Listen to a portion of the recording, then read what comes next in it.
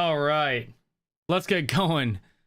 I think it was long enough wait time, right? I had a bunch of stuff I had to get done. Hefe, what is up, man? How you doing?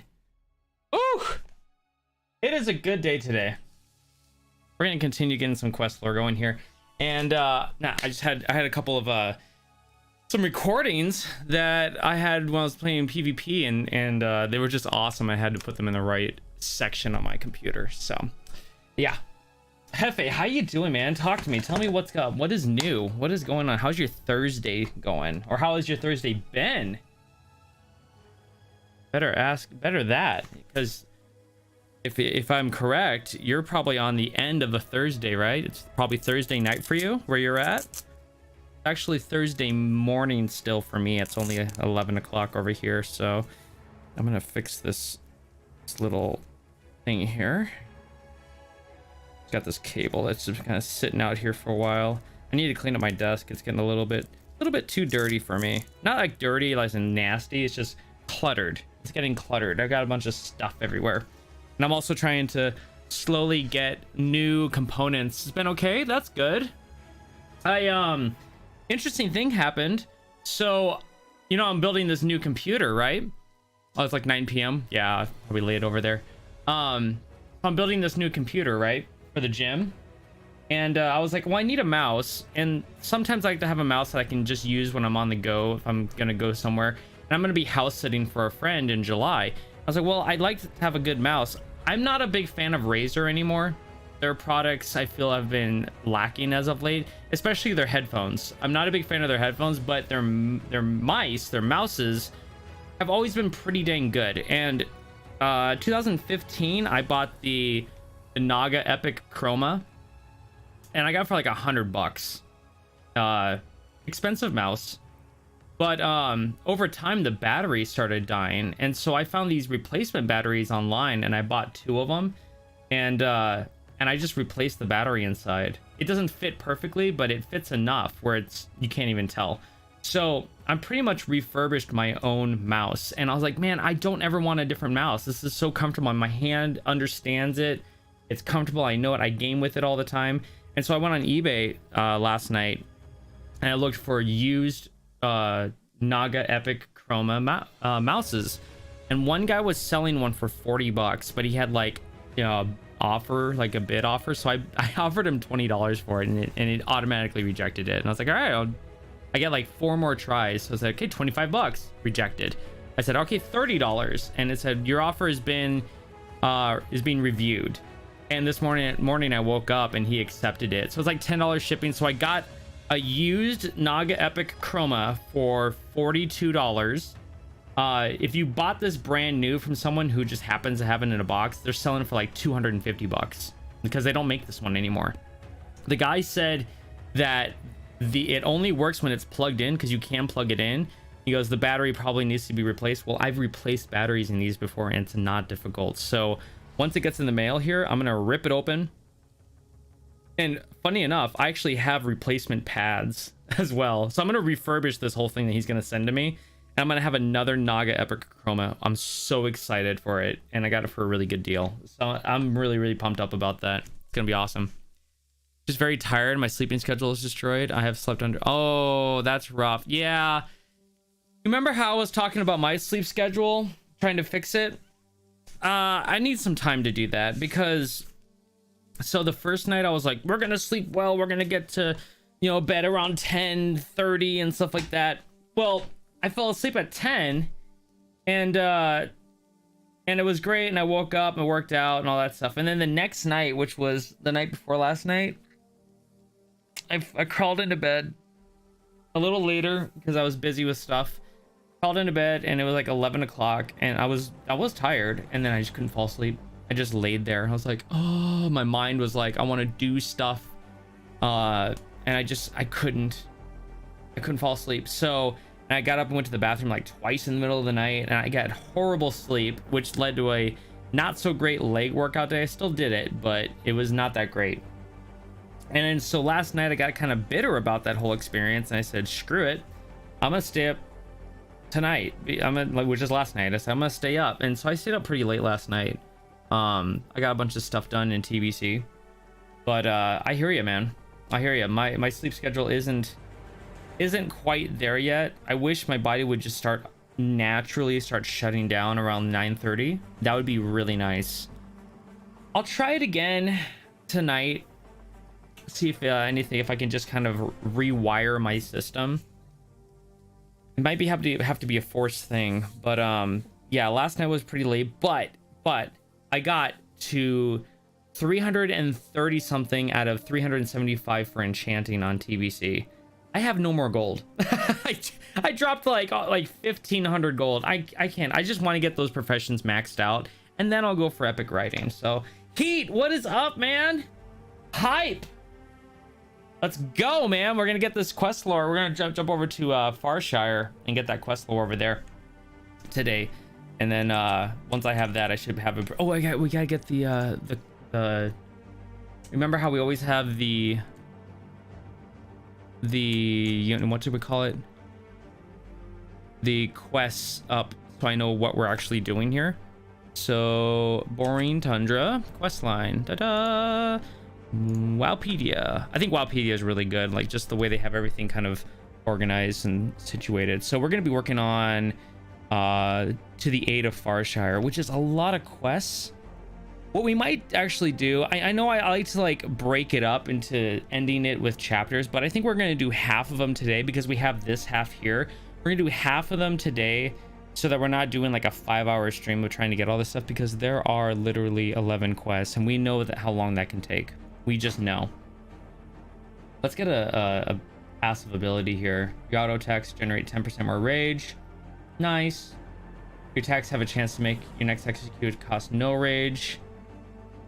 Nice. Yeah, I kind of want... I'd rather have the war machine just for the increased speed. I think that'd be really, really cool. I buy sometimes use stuff too, like my phone for 250 euros. I also received 3 cases and glass screen protector. Same new phone would have been like 5. Ooh, wow. Without all those other cases, etc. That's a really good deal. It was like barely used, right? Yeah, Wowpedia is useful for I like Wowpedia. I just like the way they have everything organized. Yeah, I'm starting to learn that like used stuff, like, depends on the item. We shouldn't be afraid to tap into used items because you can fix things up. Like Heat, I'm not sure if you were here when we were talking about it, but I just ordered another Naga Epic Chroma, a used one from someone on eBay for like $42. They don't make these anymore, and these are like, my hand understands this mouse. I don't want another mouse. I don't like Razer too much. Mostly their headphones, I don't like them, but their mice, I'm just like, their software is really good, and I just understand this mouse, and I don't want the new Naga. So I have a new battery that I'm gonna replace, and I'm gonna just kind of refurbish this, you know, the one that's coming in the mail. So I'll have 2 of them, which I'm really excited about. But yeah, we should always embrace used items because they still have usage in them, and most people are just like, oh, my item's broken, I will just get the new one even though they don't make the one I want. Like, come on, you know, like, let's go. So all right, I need to jump over to my configuration for editing. No, we're for gaming, because we're gaming right now. Okay, we're gonna head over to Farshire, so I'm just gonna first run over there. No, let's get the shot here, actually. Let's do an opening shot here. Well, we're actually continuing, so we're actually gonna do a leaving shot. It's almost like we never stopped recording. So we're gonna do a leaving shot from here. Run. And we'll probably like zoom out right here in the edit to the map. I think that's a good idea. So this would be number 38. We're just going to continue on. 38, leaving the Riplash Shore. Is that right? I'll just call it Riplash Shore. I understand what it is. Okay. I have no problem with used items. It can be very useful. Yeah, exactly. Like, just use the stuff that's still working, you know? It's not, it may be a little bit broken, but you can fix it up. When I was first building my gym, I got a brand new Olympic bar that some guy was selling, which was a plus for me, but the weights were used. And I was like, hey man, weights are weights. Iron is iron. I just want the weights. So I used that for a while. And then I finally was able to buy a proper set. And then I put up a new bar that I bought with a proper set because I was already using the old one. So a new bar and then the original weights I bought. And I actually made $10 off of what I bought originally. So it was almost like renting workout equipment for like over a year and then selling it and getting $10 plus back, which is you can't beat that. That's so good, you know. All right, let's kill this kobold. Don't need to really kill these guys, but they're causing me some trouble. There we go. No, come on.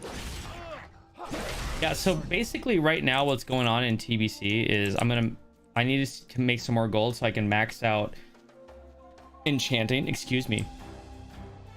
I can max out enchanting. I think this is a good spot for the shot that we need. So we're gonna max out enchanting in TBC, and then after that, there's arriving at Farshire. Ooh, it does not look good over here. A lot of undead. Okay, arriving in Farshire, number 39. 39. Arriving in Farshire. Farshire! Yeah, I've used weights too for arms. Don't remember what it's called in English. They were cheaper than new ones. Yeah, it's just no, iron is iron. Like weight is weight, you know. So just use it up. Who cares if they're new ones or not? It's just weight. Yeah, I mean, if you're on like on a budget, like I've been on a budget, and as much as I like uniformity, like the same on each side, or you know, like even like a set of certain things, like I would love bumper plates. Bumper plates is the dream to oh hello. Okay, so bumper plates are those like rubber plates that you use for like deadlifts or squats. They're huge, right? And you can use them for anything, for bench, all that stuff. I would love to have a set of bumper plates, but bumper plates are like a good decent set will run you over $1,000. I don't want to spend $1,000 right now on bumper plates when I already have weight to use, you know. As much as it would be nice for like deadlifts, because I hate using like iron plates for deadlift, because I go up and I come down, it's just like this king, like this really loud king sound, and I hate it. So yeah, maybe in like the future, if I'm making more money, I can invest in something like that. But I have invested a lot in my gym, and it's great. It works for me. And speaking of the gym, so I had a soul crushing chest workout today. Like every single set was near failure, if not failure. I failed on a few sets today, but most of them were near failure, which is what I'm going for right now. So as much as I love to do push-ups, I'm only going to do push-ups if I'm really feeling pumped up, or if there's someone who renews or signs up for the Order of Lore Masters today, or tips. That is the only way I'm going to do push-ups, because I am completely destroyed up here. That's it. And once more people join in the stream, I will let them know, like, yeah, that's not happening. Okay, so we're at Farshire. We need to run over to... Okay, we're gonna do... I remember Kalthal in this stream said to do this one after you do these. So, because Thessarian, my brother, is a family reunion. So that's a different chapter altogether. So let's go to Farshire, which is to the aid of Farshire. Let's do that one first. So we gotta run over here. I'm gonna just go ahead and blast this guy. He's in my way.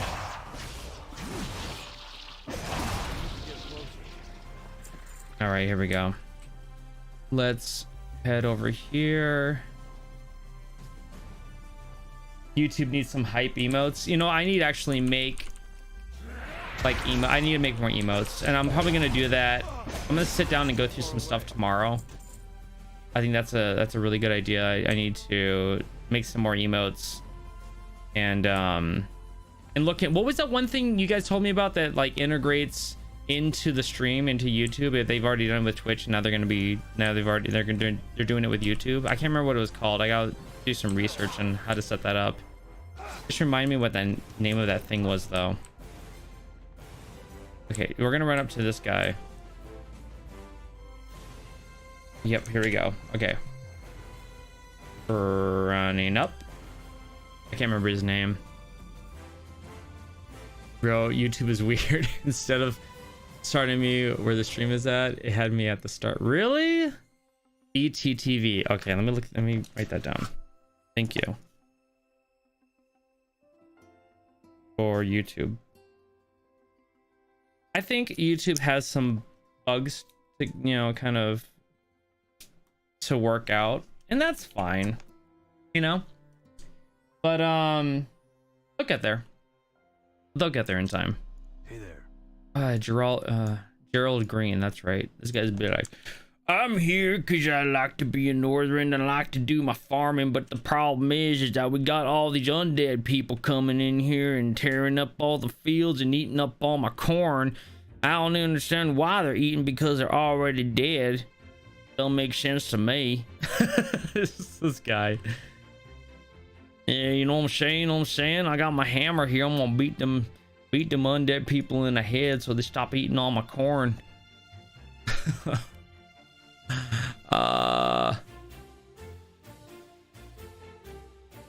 Vagabond. Vagabond is like someone who wanders aimlessly, doesn't really have a home. That's what vagabond means in English, at least. Let's see here. Number 40 is running up to Gerald Green. And then number 41 is gonna be over the shoulder. Over the shoulder with Gerald Green. Perfect. All right. You've helped him from here. You leave Riplash. Is it Riplash? What is it? Riplash Strand, isn't it? I'm pretty sure that's what the place is called. What if we just called it Riplash? I mean, we could. Hold on. I'm gonna find it in the script here. Riplash Strand. Yeah, that's right. I knew that's what it was. From here you leave Riplash Strand and make your way to the village of Farshire. Farshire. Hey.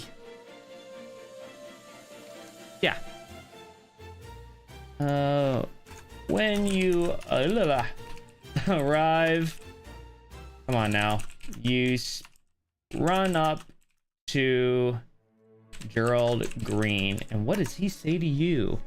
You're here to help? You're just in time then. Great. Let's write down the quest.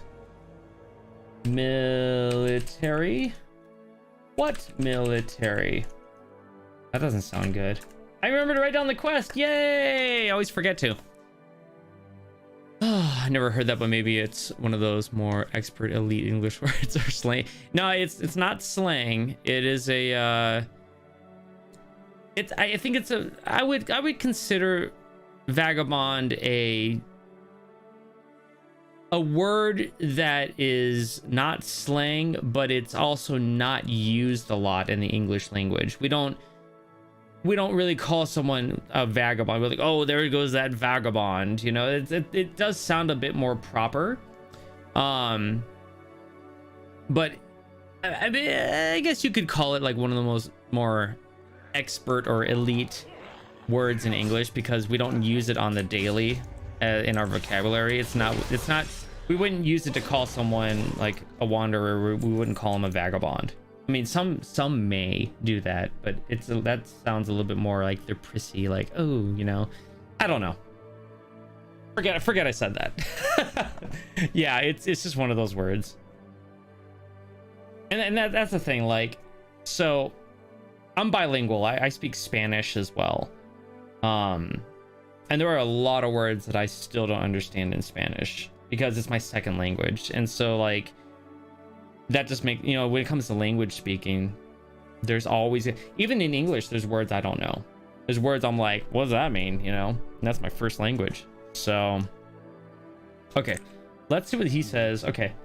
Military, what military? I think we'll go down to 1, 2, 3, 4, 5. We'll go down to like 6 where we'll finish out repurposed technology. I think that'll be a good way to, we'll see. Okay. There's Scourge everywhere, warrior. We've organized the farmers and miners into a militia, but this just won't cut it. The one detachment of troops that Valiants keeps sent is defending the mine. We haven't heard from them in days. If you really wish to help us, why don't you go to the mine and see what's going on? Maybe we can get them to send us some reinforcements. Okay, so, and he tells you that Valiant's Keep sent a detachment of troops. But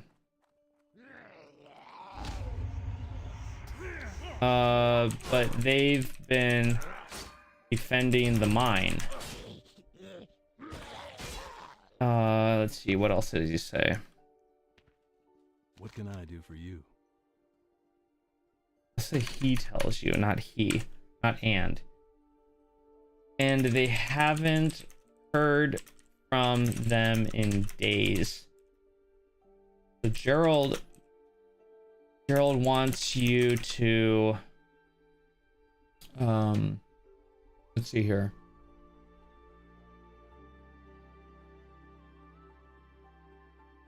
If you really wish to help us, why don't you go to the mine, see what's going on? You go to the mine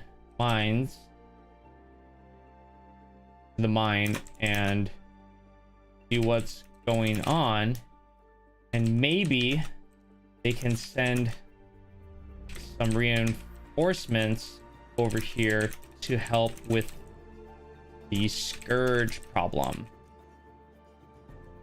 Simple enough, right? Be careful. Okay, cool. So we're gonna do leaving the shot.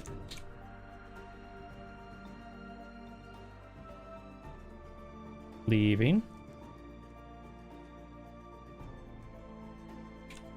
And this is 42.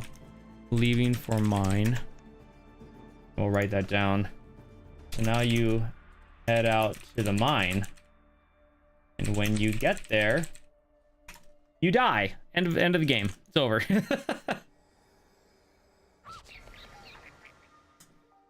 Finnish English is terrible.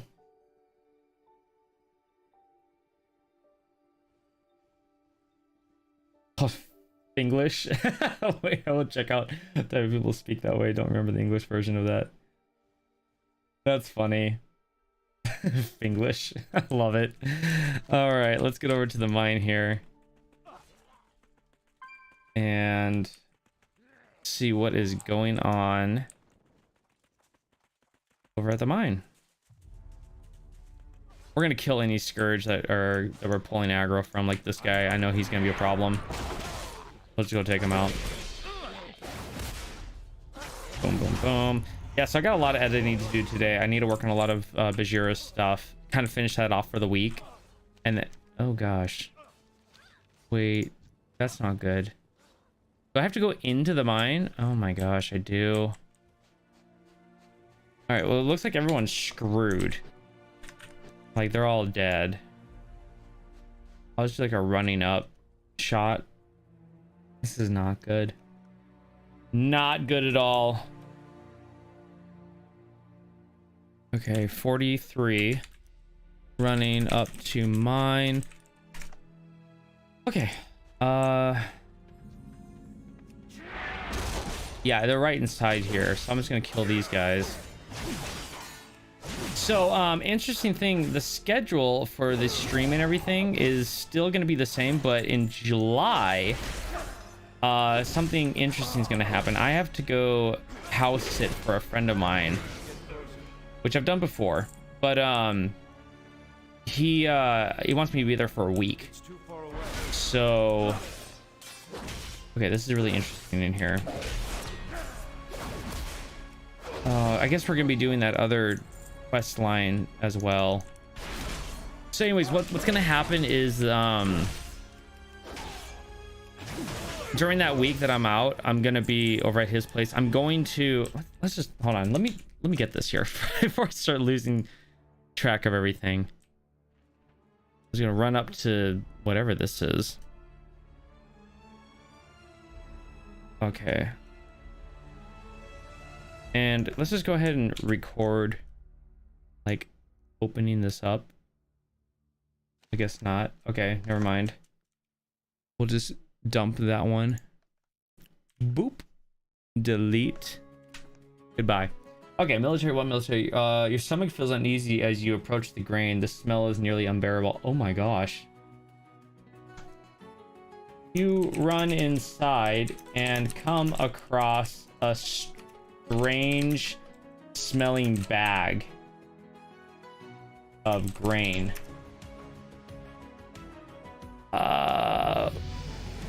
What the crap is this? Pernicious evidence.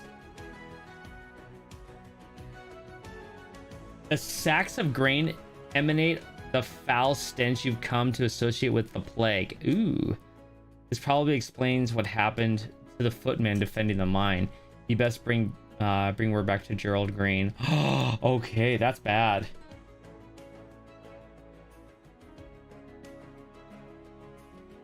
Where will I go? Or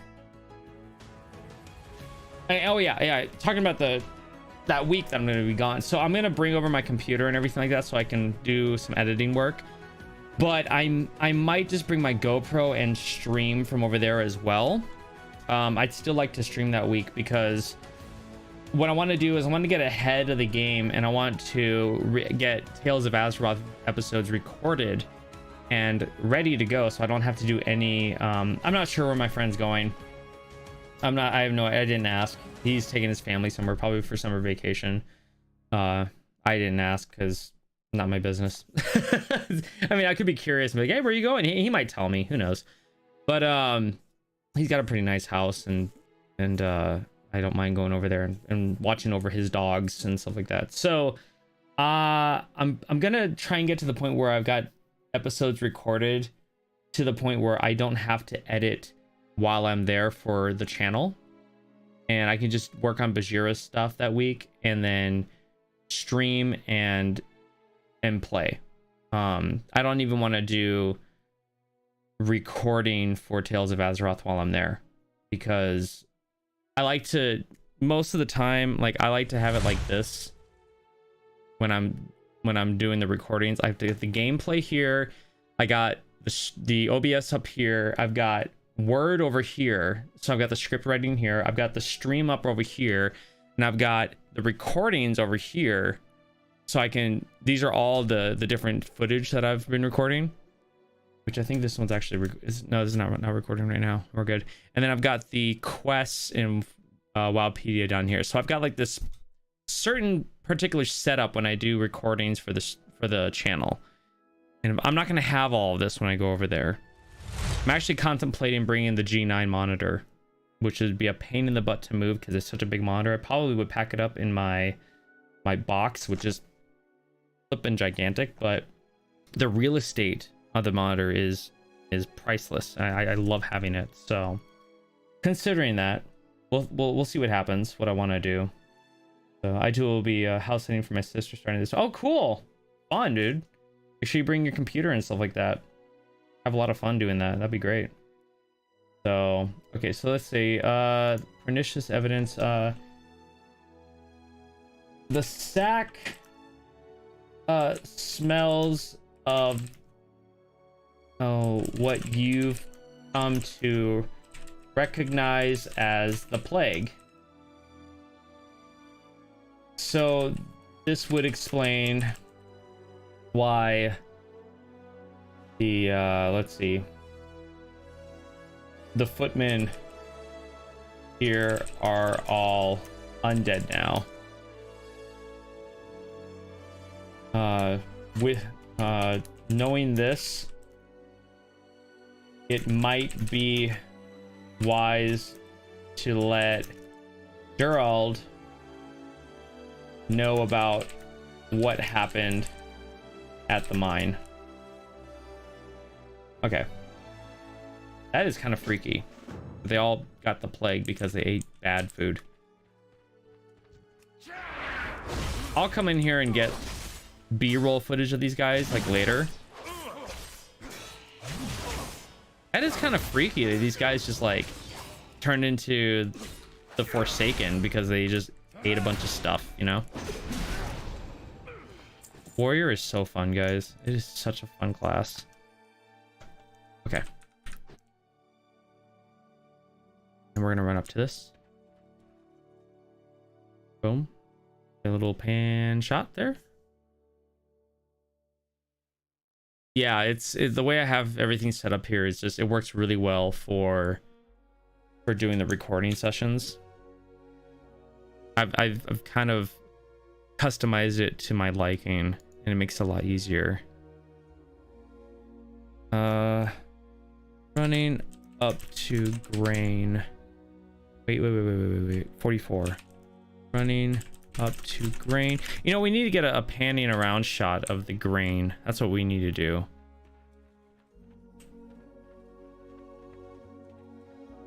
I think we'll just do it like, no, we'll do it like this. We'll get the character in the shot too. I know that lore was really good. It's kind of creepy. It's really eerie, you know?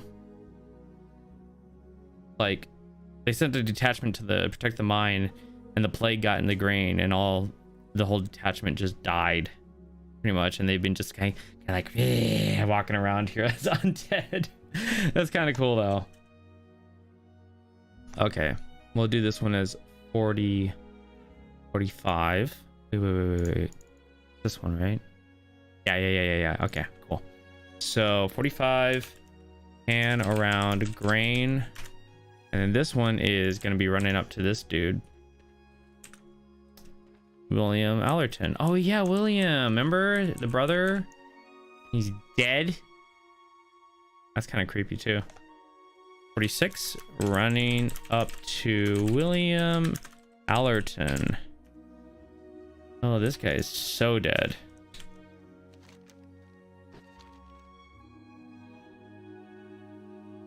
He talked to his dead body.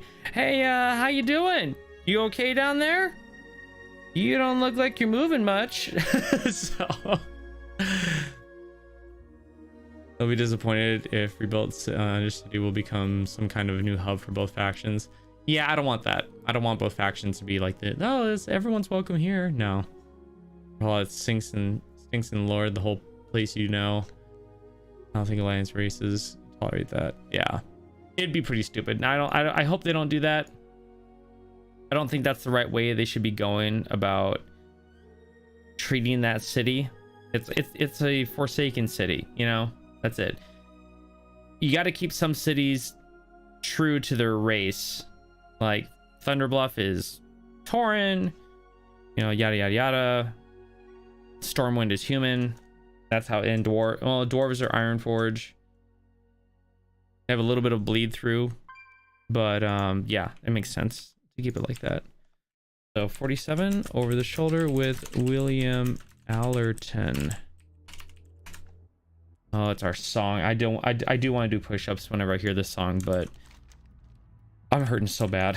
I'm so destroyed. Again, not gonna do push-ups or anything unless we have some renewed memberships or tips. That's it. I'll push it out if that happens, but I am so blasted for the day. My chest just hurts. The corpse matches the description that Larissa gave you of William Allerton. Oddly enough, there are no bite or claw marks on him. Now you run up to a body lying on the ground, and you figure out that this is William Allerton, who Larissa asked you to find from Valiant's Keep. He's definitely dead. Dead. But he doesn't have any bite or claw marks on him. All right, so let's figure out what happens here.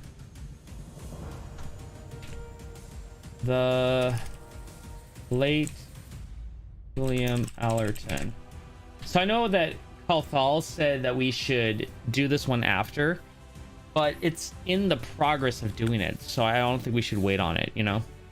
So we're just gonna go ahead and push through and just kind of whatever quests come to us, we're gonna do it. So the late William Allerton. William's neck has been cut by a sharp object. Ooh. Further inspection reveals a single clue to bring to Larissa, an enlistment card bearing the name of William Allerton. Huh. Alright, dude. You wanna fight? Here. Come here. I'll talk to you. Also smash. Boom. Love that ability. Okay. So, upon further inspection, you find that William's neck has been cut by a sharp object. You also find an enlistment card with the name William Allerton. Interesting. This would be something that Larissa would want to see. Cool, we can do that. I'm gonna go ahead and get some shots of him like up close just right now because it might save me some time in the future. I need to start like getting more B-roll stuff because I'll go through like doing the edit and everything like that, and I'll be like, oh, this would be a cool shot to add this in here, or this would be a cool shot to add that in there, and then by the time I'm done with the first cut, I have like 15 plus different shots that I need to go back into the game and get. And so it like saves me time if I think ahead and go, which shots would I want to use, instead of having to go back in the game and get them. So this would probably be the one I'd want to use. So I'm gonna do this one is like 48. Also it'd be, I'll put 48. No, how do I'll just put 48. Pan of William, that works. I'll probably do it to the grain over here as well. I think that's a better idea, just so I can, I gotta kill this guy though. Gosh dang it. Hostile smash. Oh my gosh, they like wrecked his health. Did you see that? Woo! That was awesome. All right, we'll just get a little pan of the grain here.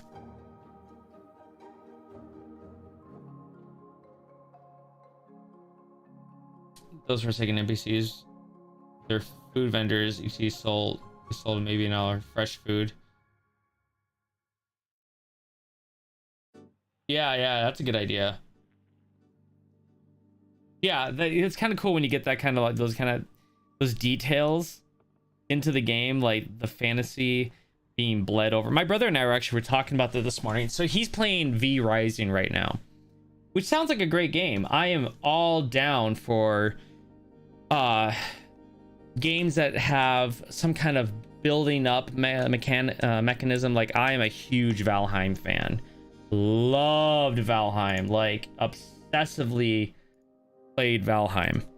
And so he told me about V Rising and that they're playing it, and how the fantasy aspect of the game is really bleeding over into the mechanics of the game. So I guess he's at a part right now where they're going to fight the final boss, which is like this paladin, and his palace where he's at is like all full of like holy light, but they're vampires, so they can't walk into it. So they have to build up holy resistance in order just to get to the boss. I love that idea. It's so cool.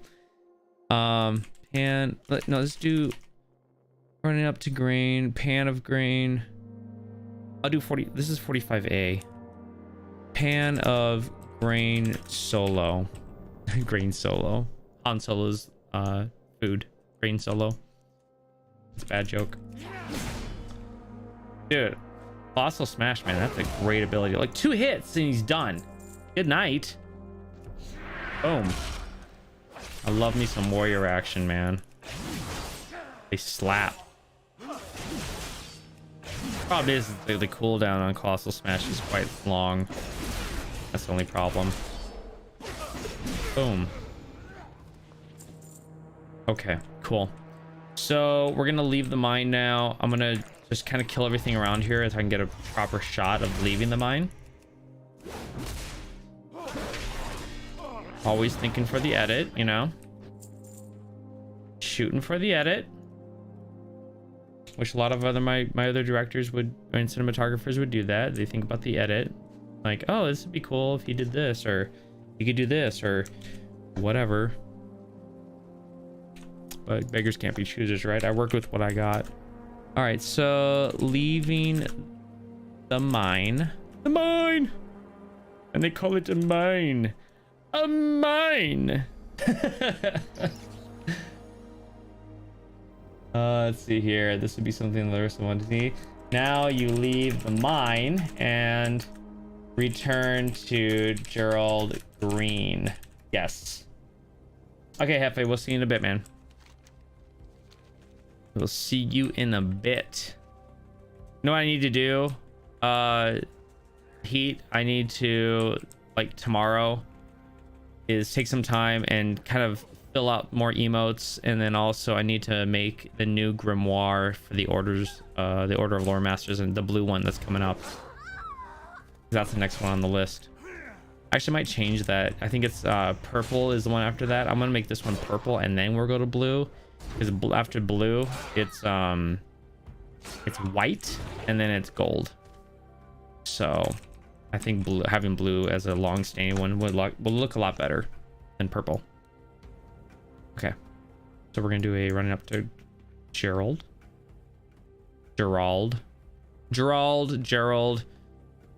however you say it, you know, who knows. Okay, so this is gonna be number 50. Yeah, I think we're just, yeah, this is looking good. Running up to Gerald, and we're gonna get over the shoulder shot with him. Can I help you? I love, like, this stuff. I get to kind of teach a little bit about cinematography and film while doing this as well, which is what my degree was in college. And so it's pretty cool. Like, you have over the shoulder shot, you have the 180 line rule, which I'll show a really good example. Like here on this side, on this over the shoulder shot, Gerald Green is on the left side of the frame. I'm sorry, he's on the right side of the frame. So in order to get a conversation shot, we have to go on this side so that I'm on the left side of the screen where my character is. And that makes it so that your mind goes, okay, the character's on the left and then Gerald Green's on the right, and that's how it'll always be. So technically, if that's the case, that means that there is a 180 line right here, and you cannot cross that line or it'll make it very confusing. So if I, for example, cross it, let's say the over the shoulder shot's like this. Gerald Green's on the right, and I'm gonna cut to me talking. If I were to cross the 180 line and shoot me, now I'm on the right, and that makes no sense. It boggles the mind a bit because you're putting both characters on the right, so it's almost like they're facing the same direction. So you're not supposed to do that. You can break it sometimes. There's certain rules, like for example, if I have a shot that's completely, it doesn't break and it just kind of flows over like this, like what the camera's doing right now. So let's say it does this. Now I've officially crossed the 180 line right here, and now my character is on the right side, and now from here on I can do this and have it like this. I don't know if that makes any sense, but that's what's the 180 line.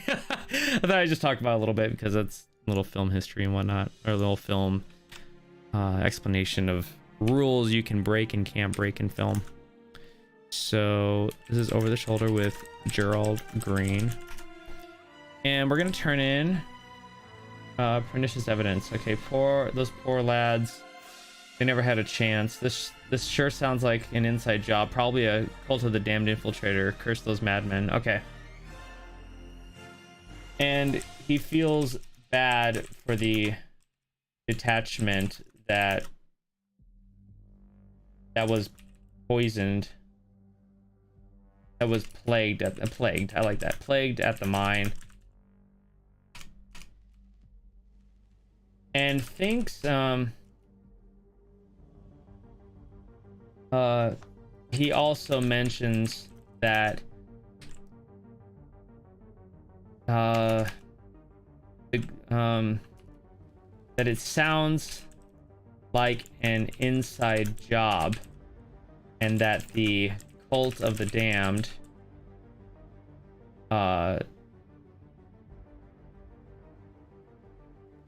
were the cause of it. No, and that a cult of the damned infiltrator was the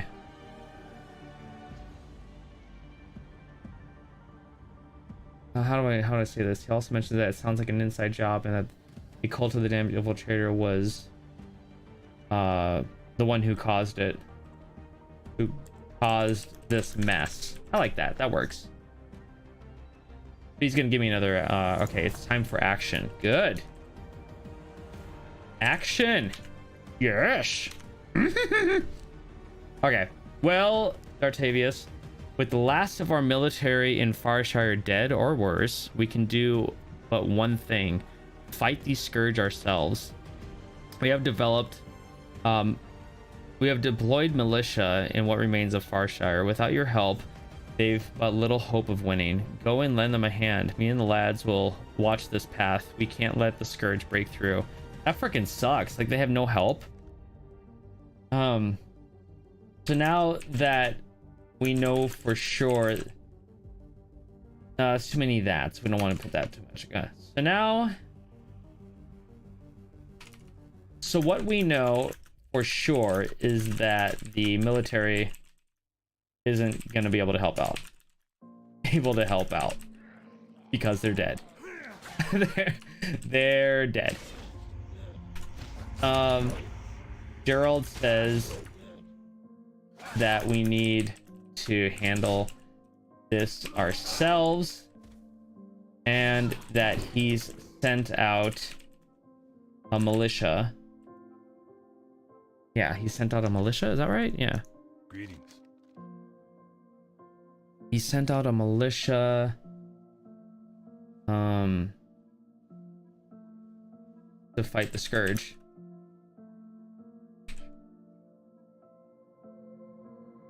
So you would be helpful if you could go and take out 14 plagued scavengers in Farshire. Okay, cool. For the Alliance. And now we're gonna have to talk to, you know what I think we'll do, because we have to go turn in the late William Allerton, since we don't really have to go in there yet. I'm trying to follow what was told to me in the stream. Cathal said that we should do this one after Farshire, and I think that's the route to go. So we're not going to turn in this one yet, the late Allerton, because that one is, let's take a look here. Yeah, the late William Allerton is after. Then you got Lost and Found. It's like a whole huge, oh that's right, because the Thessarian, yeah, he's a Death Knight. Okay, that's right. No, didn't mean to ruin it for anybody. But I do remember that guy. So okay, yeah, so it's time for action. Take no chances, which is going to be one of these two people that we're gonna figure out right here, right? I'm gonna do a shot of running up to her. We'll find out her name here in just a second. Okay, let's do this. It works just like that. And this is gonna be either like take no chances or fruits of our labor, I would imagine. And what is her name? Take no chances. Yep. Okay, Wendy Darren. Okay, so this is running up to Wendy Darren, whose animations never got updated. Look at her art. Look at her face. She has the bug eyes. She's all like, I've seen some things. So, okay. Let's see. 52. Running up to Wendy Darren. And we're gonna do an over the shoulder shot with her. Hello. She seriously is all like, I've seen some things. Help me. I'm losing my mind. Even when I blink, it doesn't even look like I'm blinking.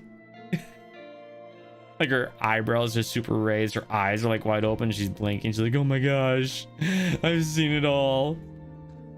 That's great. Oh man. Okay, so we got that over the shoulder and get this over the shoulder part right here. Yeah, they didn't even care to update a lot of the characters over here in Northrend. And this is retail. Your character looks updated and everything like that, but not a lot of the NPCs don't. Interesting that they chose not to do that. Okay, over the shoulder with Wendy Darren. What does she say? Now you run up to Wendy Darren. Does this take no chances? Take no chances. Okay, I heard what you told Gerald, and I don't like it one bit. If cultists managed to poison the grain in the mines with their foul plague, they could have easily done the same with the grain outside. We don't have time to... Oh, you have to burn everything. Yeah, I remember this one. We don't have time to sort out good grain from the bad. We must act quickly and burn it all. Take this torch and set fire to any sacks of grain you find out there. It would be a tragedy if we survived this attack only to succumb to the plague afterwards. She's got a really good point. She's like, burn it down. We're not going to take a chances. So, and she says that she heard what you and Gerald were talking about regarding the plague and the mine. Plague in the mine. And basically if the cultists can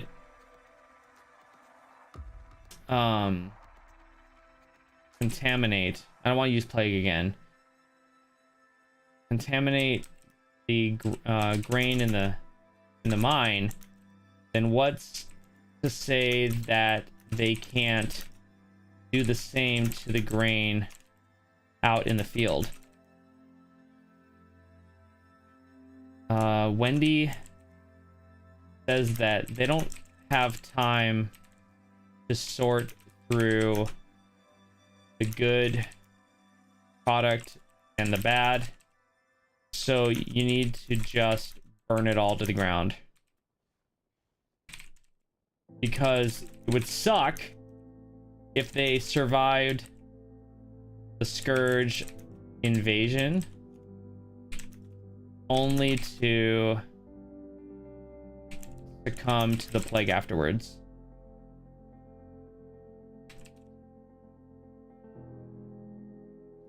Which she has a really good point.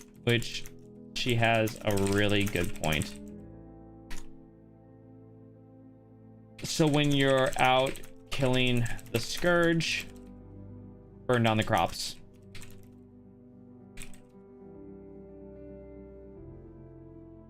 Burn down the sacks of grain in the field. That's what you have to do. See you later. All right, cool. And I'm gonna save this just in case. Awesome. All right, and then last we're gonna run up to this guy, Jeremiah Honning. Okay. We don't want her selected. But recording, but boom. I don't like that. Let's back up a bit. No, no, no, no, you were perfect. That's good. I like that. Oh. Hey Bryce, how you doing, man? Welcome back. And Heffy, you just got back in just in time. Bryce just jumped in. Heck yeah. Boom. We're gonna be just kind of going to like the mid. Well, we're gonna see how far we can get on this one. It's actually going pretty smooth and pretty quick. So yeah, Bryce, we've learned some really horrible things about Farshire, this village. So remember how we were supposed to go over and check it out, and we talked to this guy, and he's like, yeah, we had a detachment from Valiant's Keep that showed up over here, and they went to the mine, but we haven't heard from them in days. So we went to the mine and we found a sack of grain, and it had the plague in it, and all of the soldiers from the detachment were all now undead. They pretty much died. So they ate bad grain, and they're thinking that someone from the cultists that came on the ships plagued all the grain. So these people from Farshire, they're on their own. So we have to go kill all the scourge and burn all the grain because they don't know which other ones have been plagued. It's really good lore. It's really creepy too. So I'm just playing some Monster Hunter since the new expansion. Oh yeah, Monster Hunter Rise had a new expansion come out. That's right. Yeah. That is one game I wish I could get into. You know, there's some games that you're like, oh man, that game looks so fun, but then you try it and you're like, it just doesn't click, you know, with me. That's Monster Hunter for me. It's just like there's something that's missing in Monster Hunter for me. I don't know what it is. I've tried slowing things down and like giving the demo a try. I don't know. I just don't know. Kind of rough, but yeah. If I had more time to play games, I probably would maybe give it another, try again. But I haven't even really bought anything on the Steam summer sale because there's so much to do in World of Warcraft. I was doing I told the beginning of the stream, I spent like all my gold in TBC on getting my enchanting up. I'm at 330 out of 375 and I ran out of gold. So I gotta make more gold so I can finish off enchanting. But I'm just so busy with World of Warcraft. I mean, I don't mean to make that sound like it's a bad thing. It's a good thing. I'm really happy to be playing World of Warcraft like religiously, like, oh yeah, this is the game I'm playing, yeah, so I just really love it. I got that hype right now. It's so fun. And then getting ready for Wrath, I'm gonna be so ready. I'm getting geared out. It's gonna be great. So Wrath gets dark, man. Yeah, but I didn't read any of the stuff. Yeah, I didn't read any of the stuff either. It's flipping dark. Monster Hunter is a different style. Yeah, I also been trying to grind through. Funny enough, I bought FF7 for the Switch, and it's actually pretty fun on the Switch. But a long time ago, it was like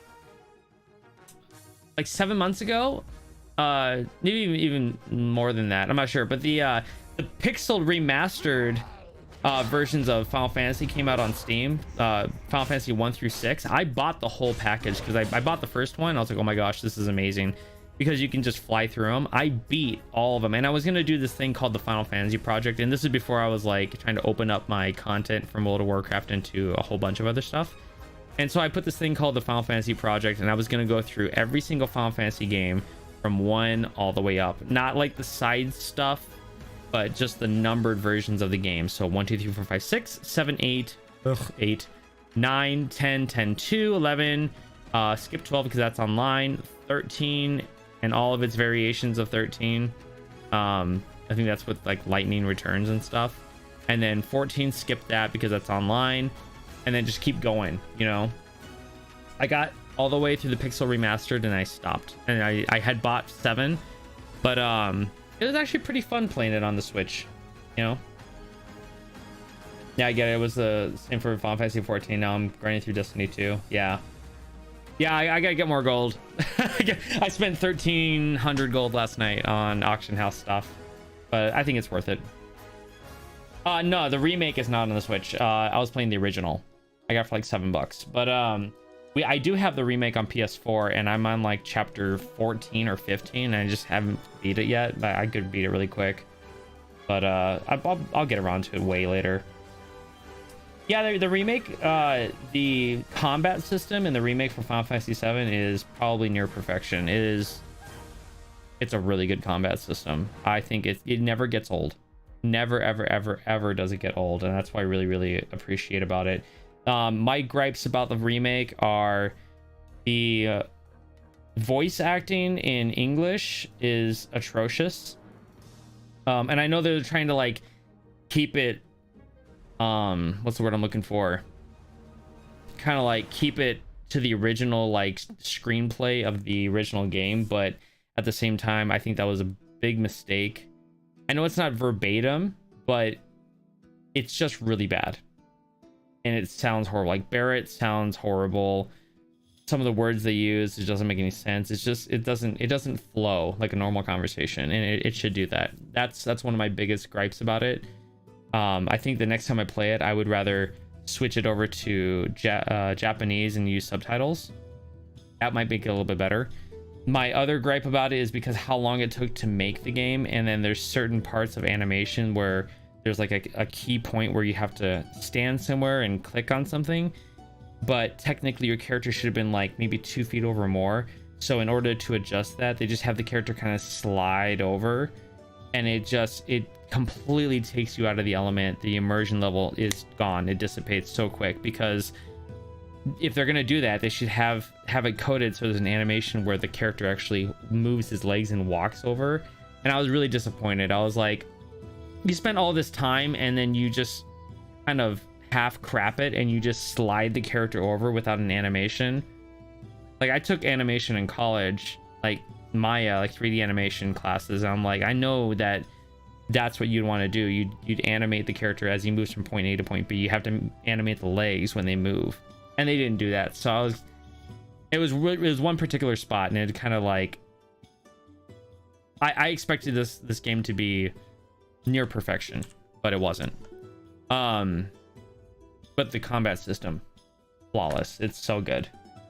So yeah, the remake is pretty good. Just I have those things I have to say about it. Yeah, they did get it 2 years later. That's right. I got it for free on PlayStation now, because they like a year later they released it on PlayStation Plus for free, which is really cool.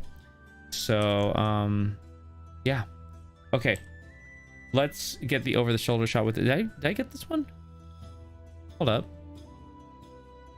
that's running up to him. Okay, this guy's name is Jeremiah Honning. This is number 54. Running up to Jeremiah Honning. Yes. And then we're gonna get the over the shoulder shot with this guy. He does not look like he's a happy fellow. He's like, I am gonna be the mayor of this town one day. Look at me. Yes, my pitchfork. I will kill those Scourge. I'll make them wish they never were born or something, even though they're dead.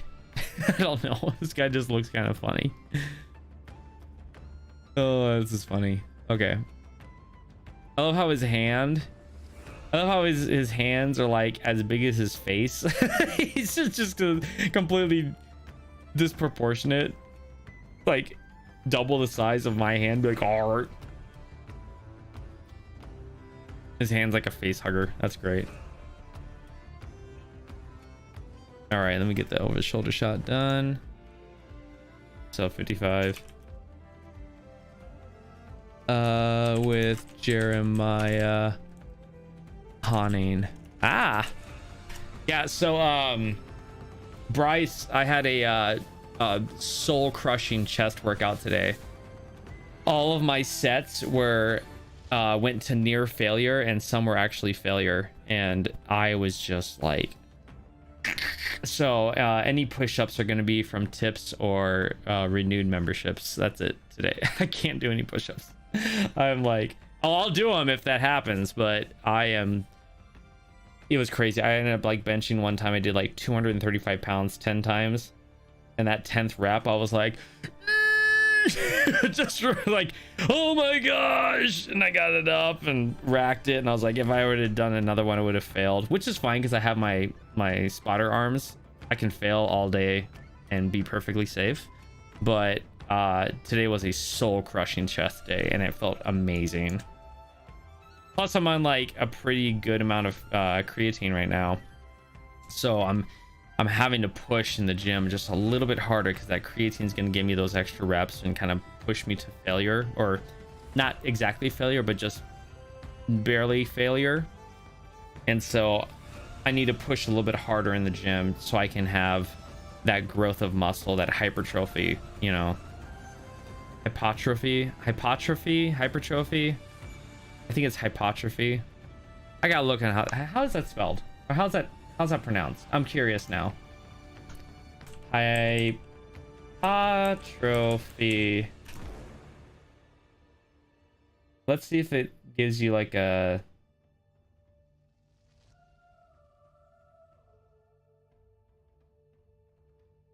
I wonder if there's a dictionary. Let's put dictionary. Nope, it's high. Okay, I can hear it. Hypertrophy. It's hypertrophy, not hypertrophy. Hypertrophy. So hypertrophy is the building of muscle mass, and you do it in a certain way. Like if I were to want to build up on strength in the gym, I would maybe do very, very heavy weight with less reps on my sets. But hypertrophy, I'd want to do a lot of reps at heavy weight. So it's actually really, really rough because I'm doing like 60 to 70% max of 60 to 70% of my max lift, but I'm doing like a lot of reps. So I'm going near failure, but not really. I'll go to the point where my mind says, hey, if you do another rep, you're probably gonna fail, and so we need to, you know, tone it down here a bit. That's basically what it is. So that's what I was doing today, and it was pretty flipping crazy. Oh, that's cool. Those counted. Oh, awesome. Okay, so let's see what this guy says. Jeremiah Honning. Lastly, you run up to Jeremiah Honning, and what's he say? Reference material. Okay. I was in charge of the harvest golems, an important job until the scourge destroyed most of our farmlands. I have an idea that would make the golems useful again, however. I think I can rewire the harvest golems so they'll give us a hand fighting the scourge. I'm not an expert at this just yet, so I'm going to need my manual. The problem is I left at the workshop, which happens to be burning. Happens to be that burning building next to the mine. Think you can salvage it? Okay, cool. So,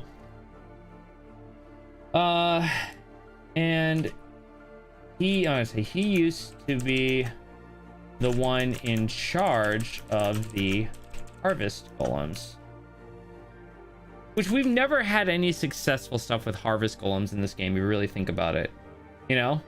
You're always having to fight them, or they'll malfunction and start fighting you or something like that. Maybe this will be different. And when the scourge came,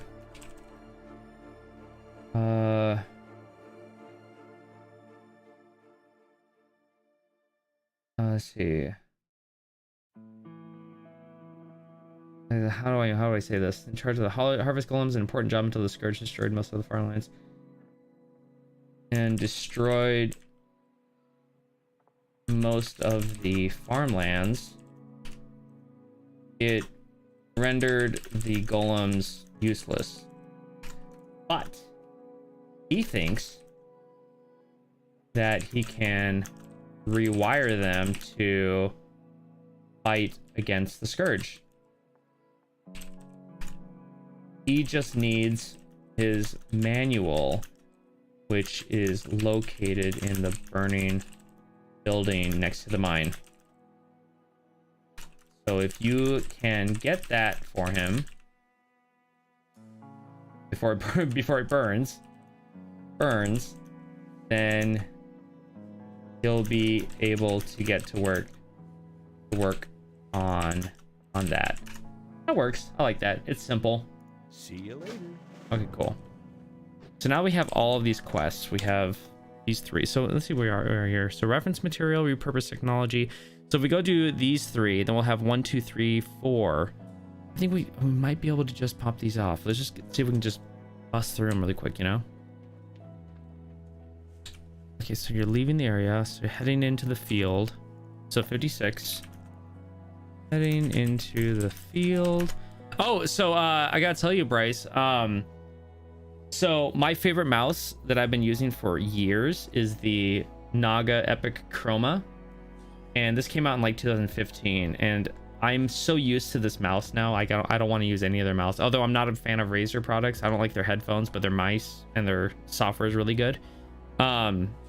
So the battery, I actually replaced the battery in this, and it's such a good mouse, and I don't want a different one. So I went on eBay and I found a guy who's selling a used Naga Epic Chroma for like $40. So I put in an offer and said, hey, I'll give you 20, and got denied. 25 got denied, but then 30 went up for review and he accepted it.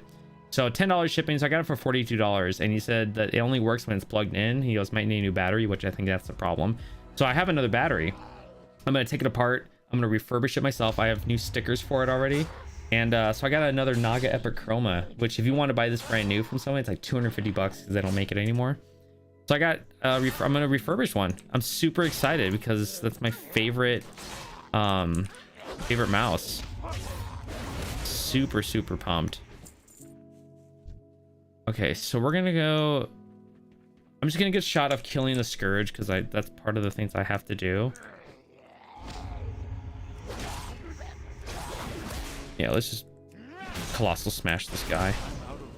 Boom, done. Okay, so we're gonna do 57, killing Scourge.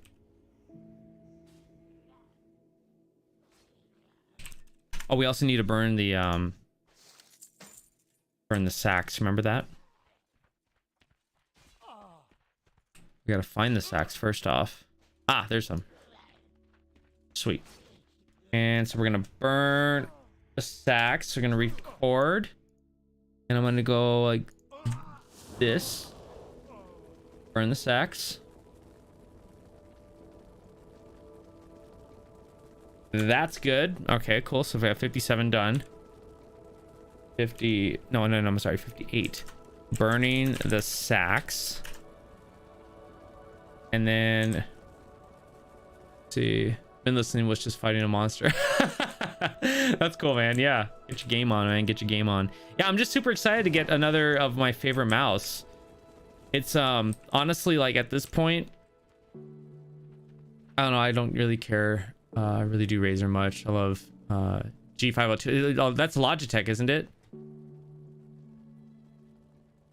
Yeah, the G series is Logitech, I believe, right?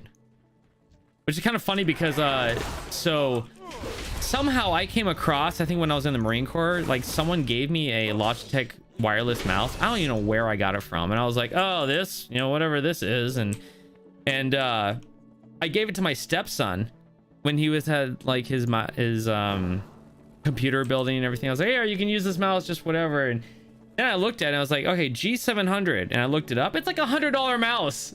It's all like, crap, man, I just gave away like $100 mouse, and it's actually very comfortable. I really like the G700. I was like, ah, crap, man. But I do like the I like the programming and like the DPI, how fast I can move my mouse with this, and I just love this mouse so much.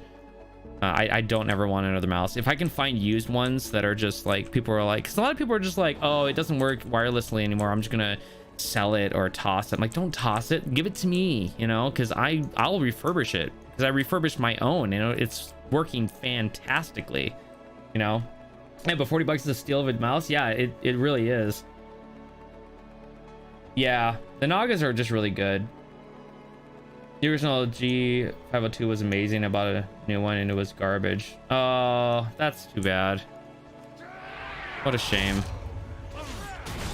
The Naga, so the Naga has had multiple iterations of that mouse. And like I still have the original Naga. I think it's pretty much broken. No, maybe I threw it away finally.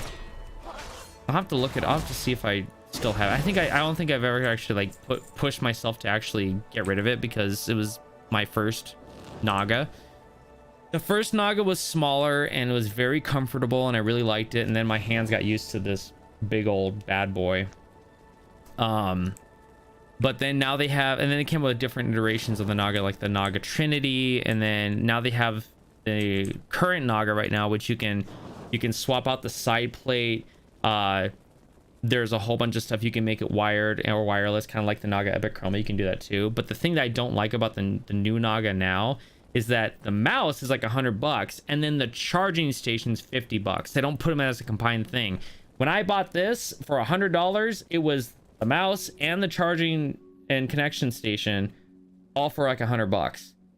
That was a good deal. And now they're just ripping you off another $50 and like, oh, if you want to have it wirelessly, you have to have the charging station, so give us another $50. And I don't agree with that, and I don't want to have to buy that. It's too far away. So I'll find more Naga Epic Chromas, and if I can find them going from here on for cheap, I'll buy them and refurbish them because that's the only mouse I want to use ever. And it's such a good MMO because even when I edit, there's something called top and tail. I won't even go into edit because most people find my editing tutorials boring. But I use 1 and 2 here when I'm editing, and it makes everything so much faster. I'm just like click, click, click, click, click, and I just cut up a bunch of footage. Makes my editing times like speed demon, man. It's great. You ended up going with another company called Alt Customs. You know, there's another company called I think Red Dragon. My friend Panda in the Marine Corps, his name is Ray, but we call him Panda. He started buying Red Dragon stuff, and they had some pretty cool looking things like weighted mice, so that he could put like weights in there, so you could have that. It just felt much more durable, and you know, the weights helped you with like how fast you moved, like for FPS games or MMOs and stuff like that. It was actually a really cool concept. I liked that. But I heard Red Dragon is pretty good. The 502 is about 4 years old. I had to buy a new one when I broke the last mouse during. How'd you break it? Like the button's too hard? I'm curious now. What did you do to break it? Okay, so we got those guys dead. Did we get all the sacks? Yeah, I think we got all the sacks too. Okay, sweet. So we got to go into the burning building next to the mine, which is it this one? Yeah, it looks like it's this one. Yeah, there it is right there. Okay, cool. So we get a shot of it inside. Okay.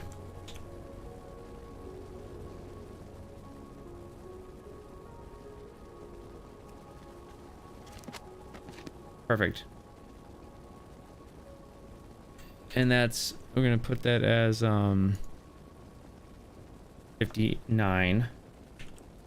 Running in burning building and getting manual. Perfect. And then from here we're just gonna get a shot of running back up to the guys. We don't need a leaving shot. We'd be like, and then you return back to them. Ta-da! And we're gonna talk about more lore stuff. Yay! That's what we're here for. To learn all about the lore that we didn't read. Well, at least I didn't read. There's a lot of people who did read it. I'm just documenting everything. That's all I'm doing. That's the goal, right? Okay. So, dude, freaking die. Shadish! Okay, cool. Alright, so we're gonna get a shot like this. Just like this. Alright, and running up.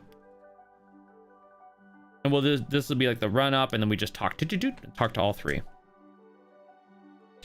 Okay. And that's number 60. Oh gosh, come on. Number 60. Running up to villagers. I like that. We're gonna have to catch up on our script here. That reminds me though, I bought a Razer Blade 17. Oh, the laptop, yeah. From a buddy of mine for 1K about 3 years ago. He bought it for 2.6. Yeah, they're expensive laptops. Good laptop, but those laptops sound like an airplane engine playing games. You slammed it on the desk? Why'd you slam it on the desk? Popped the left mouse button out when I did that. Put it back together, but wasn't clicking after. Oh, that sucks, man. That sucks.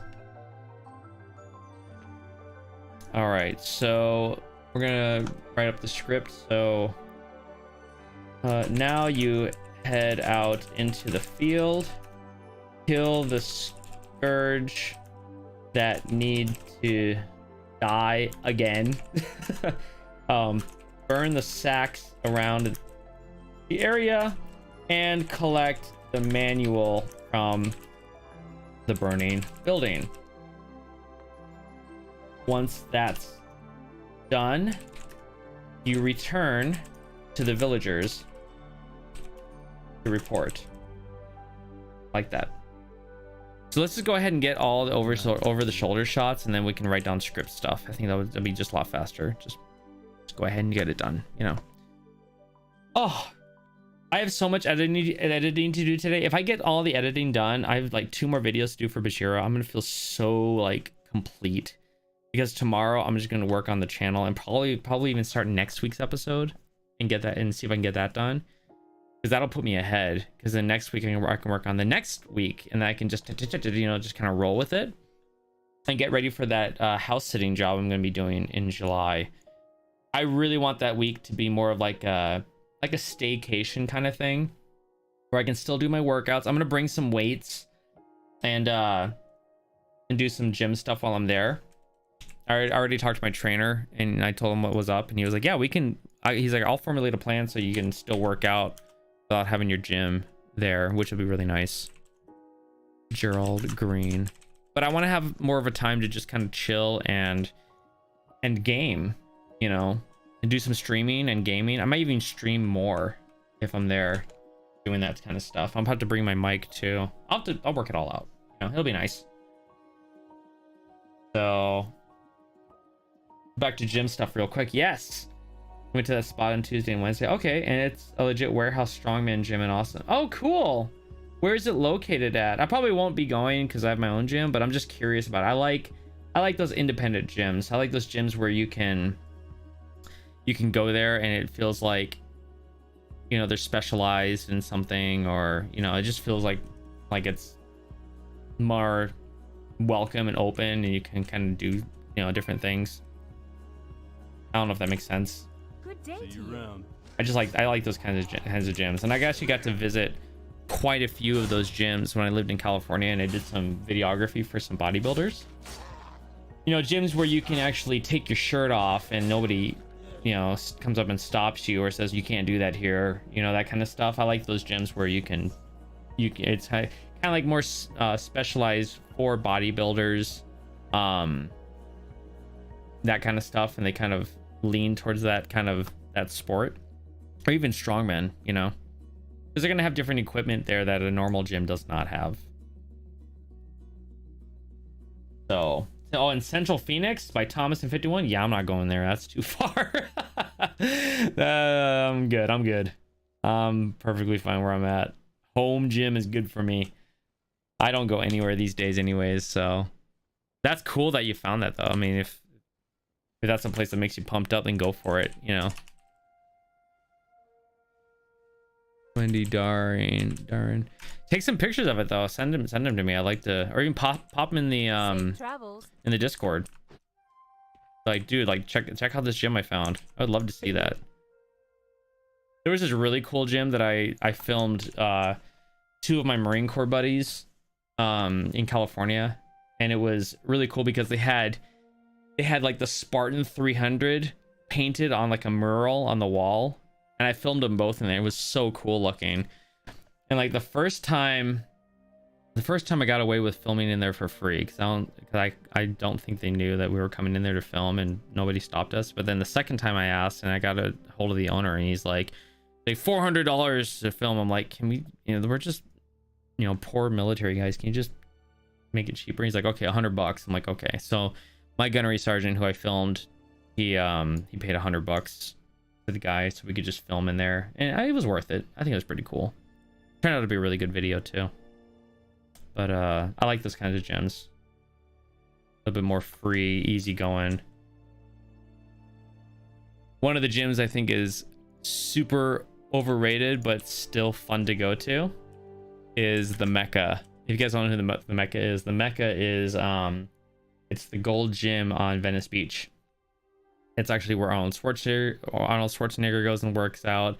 All of the big time bodybuilders who are like trying to make it in that profession, they all move to Venice Beach and then that's where they work out. So you'll go in there, it's if you don't have a gold gym membership, it's $25 a day just to work out at that gold's gym. It's freaking crazy. But I went out there because my coach was coming in to work with some clients and so he was in town, so I flew out to California for the day. This is like back in 2018, 17, 18. And so I ran out there and we went to Gold's Gym and there was all these, big bodybuilder guys, pretty famous guys that were working out there and the place was packed. There's water dripping from the ceiling from the lockers upstairs and we just had this awesome workout. But it's just super, super busy in there. It's crazy. But it was just nuts.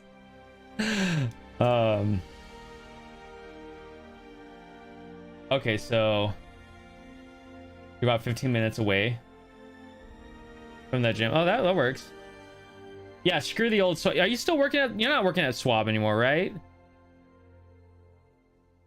Did you say old Schwab building because we used to work there, or is it not the Schwab building anymore?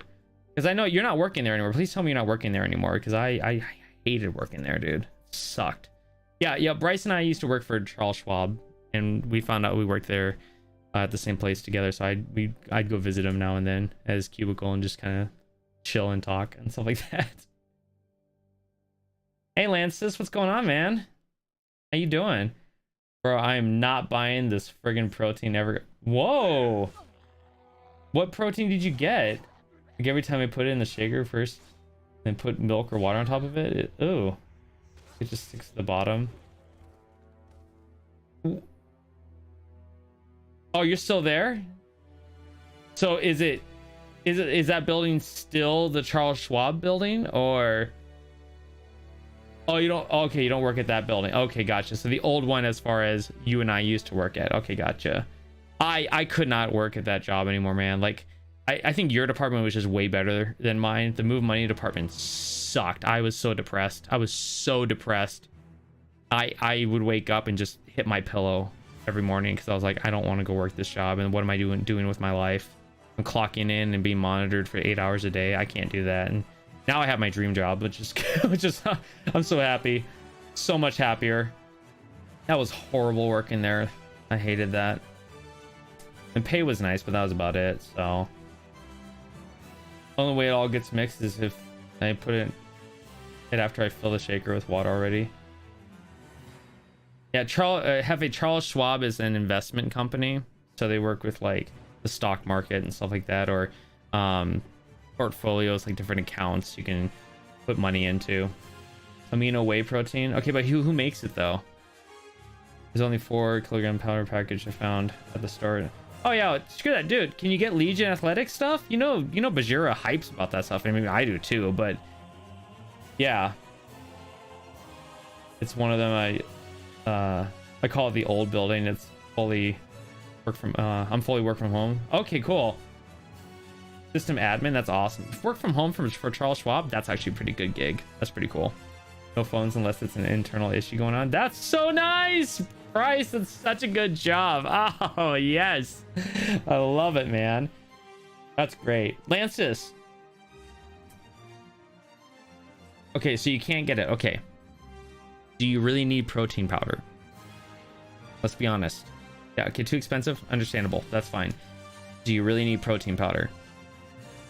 You can make your gains when you're in a caloric surplus without having to use protein powder. If you calculate protein within your foods that you eat, and protein powder is a food, but you're also supplementing. If you're doing protein powder, you're supplementing that protein for the protein you're missing out on your food. So try including more protein rich food into your diet and you won't have to have protein powder. I haven't had a protein shake in 4 years. You know, you don't need it.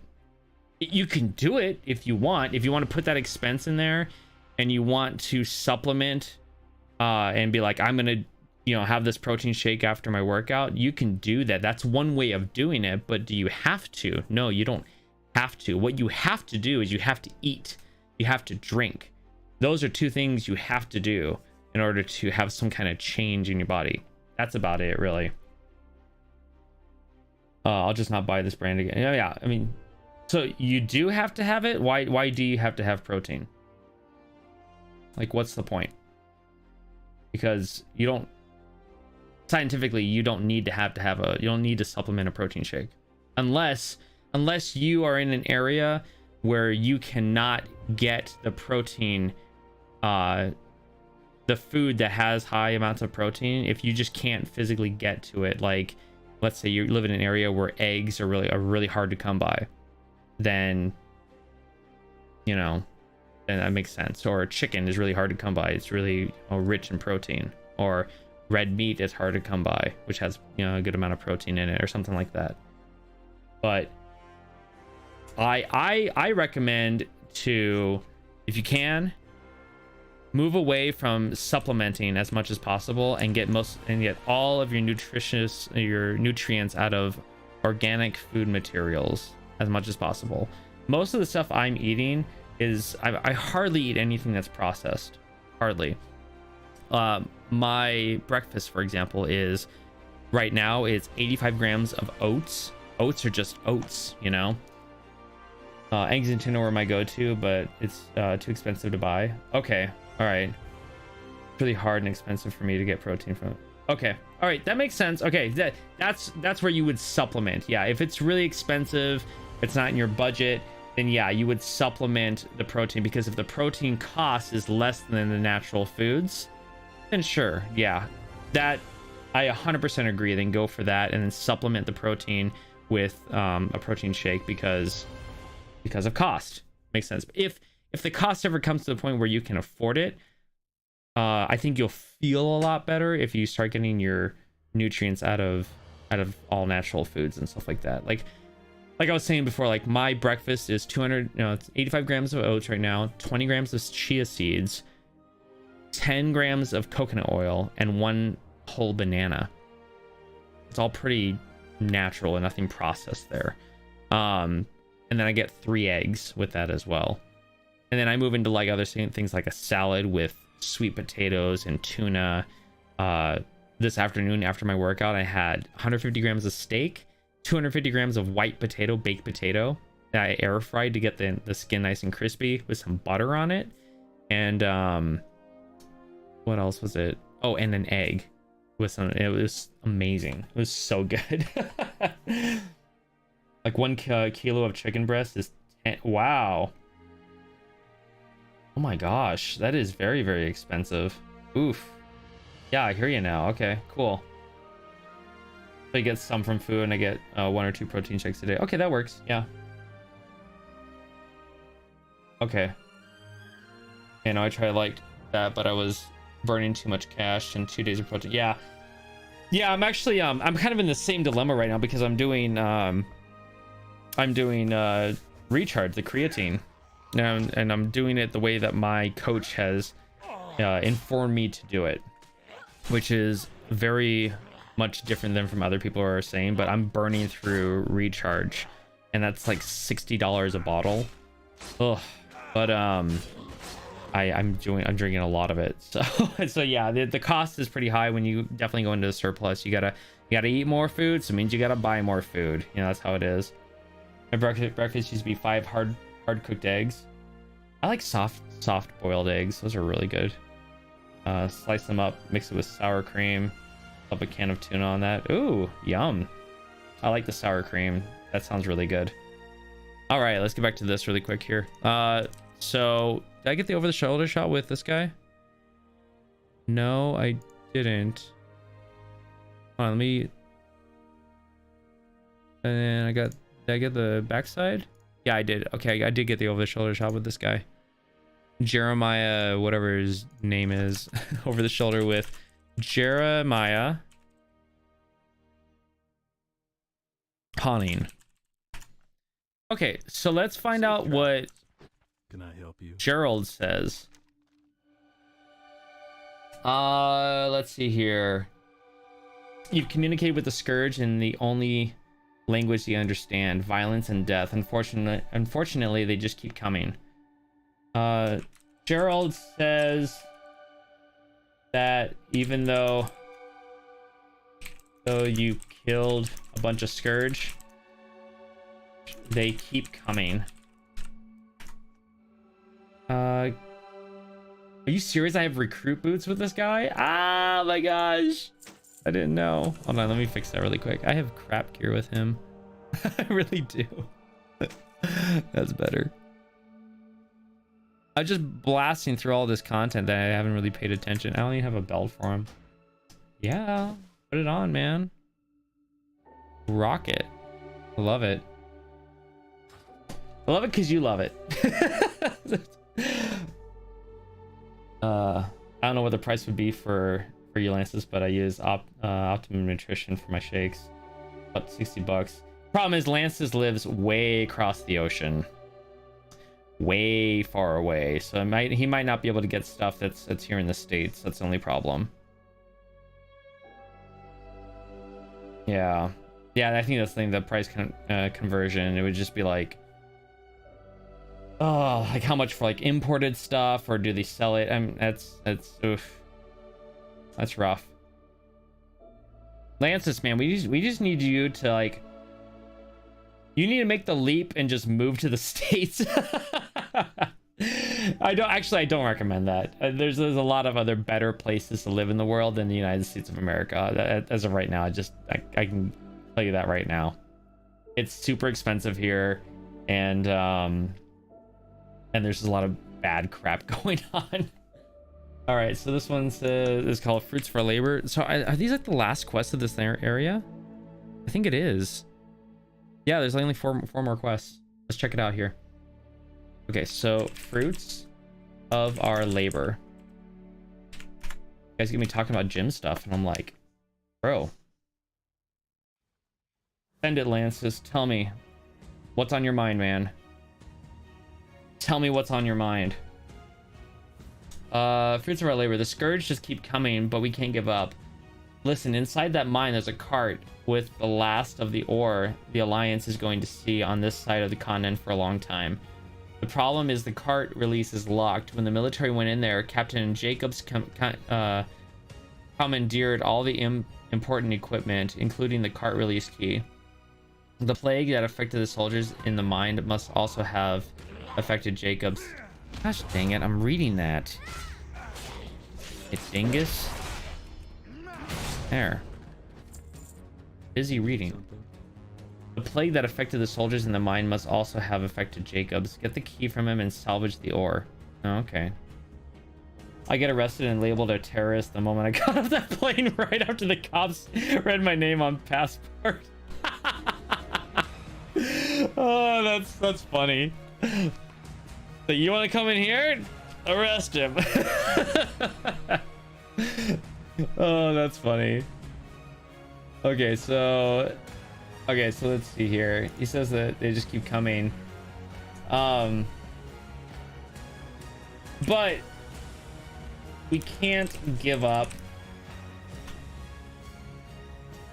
And he mentions something about the cart in the mine, saying that it has the last bit of ore that the Alliance is gonna see. On this side of the continent for a long time. So he wants you to salvage it. But the key for the release lock is held by Captain Jacobs, who's dead, who's now a Forsaken in deep within the mines. In the mine. You can get the key from him and salvage the ore in the cart. That would be helpful. Perfect. All right, I can do that. Greetings. Have a good one. And then we're gonna do Wendy. Looking awfully sus. Kid, you're looking sus. You're looking sus. Oh man, that's funny. Dude, the guard would look like Wendy here. She'd be like looking at you, get off the plane. She'd be like, I thank you. I would hate to see the survivors of the attack of Farshar stumble upon the plague again. Okay, cool. So we're going to get the ring just because. Okay, Wendy says thank you for burning the sacks of grain, because she would have hated to see the survivors of Farshire stumble on the plague again. And once this is all done and over with.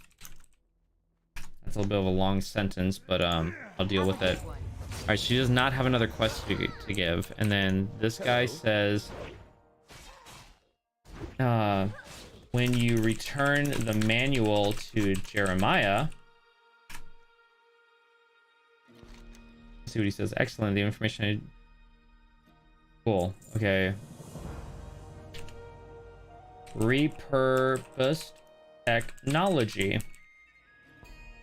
Okay, I've got it. The rewiring is a little complicated, but nothing a clever warrior like you can't handle. Take my tools and put some of the harvest collectors out of commission. Once they're down, use the tools to plug all the red wires into the blue sockets. That'll make them go into self-defense mode. Hurry. Before long, there won't be anything left to save. Okay, cool. So, he says that it's really easy to rewire the golems. Basically, you need to put them out of commission. Then, with his tools that he gives you,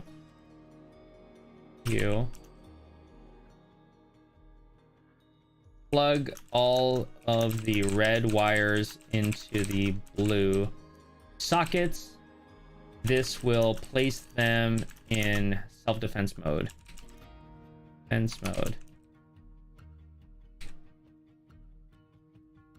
And they should start fighting off the scourge. Done. See you around. That's cool. All right, so now we have, which quest do we have here? So repurpose technology. Okay, we gotta do repurpose technology, and then is it fruits of our labor? Yeah, fruits of our labor. So after that, there's 3 more quests after that. So let's just pile through. Let's get these done. Boom. I like to get over and start doing my dailies, you know. Okay, so heading back into the field. So 64. Heading into the field. We're gonna fight one of these bad boys.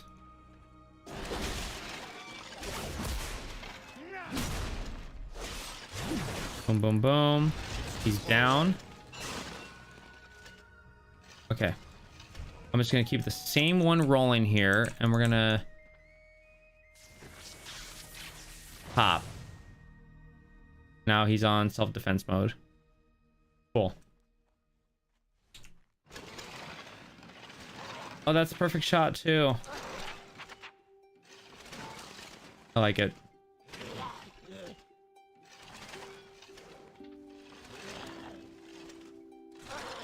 Okay, cool.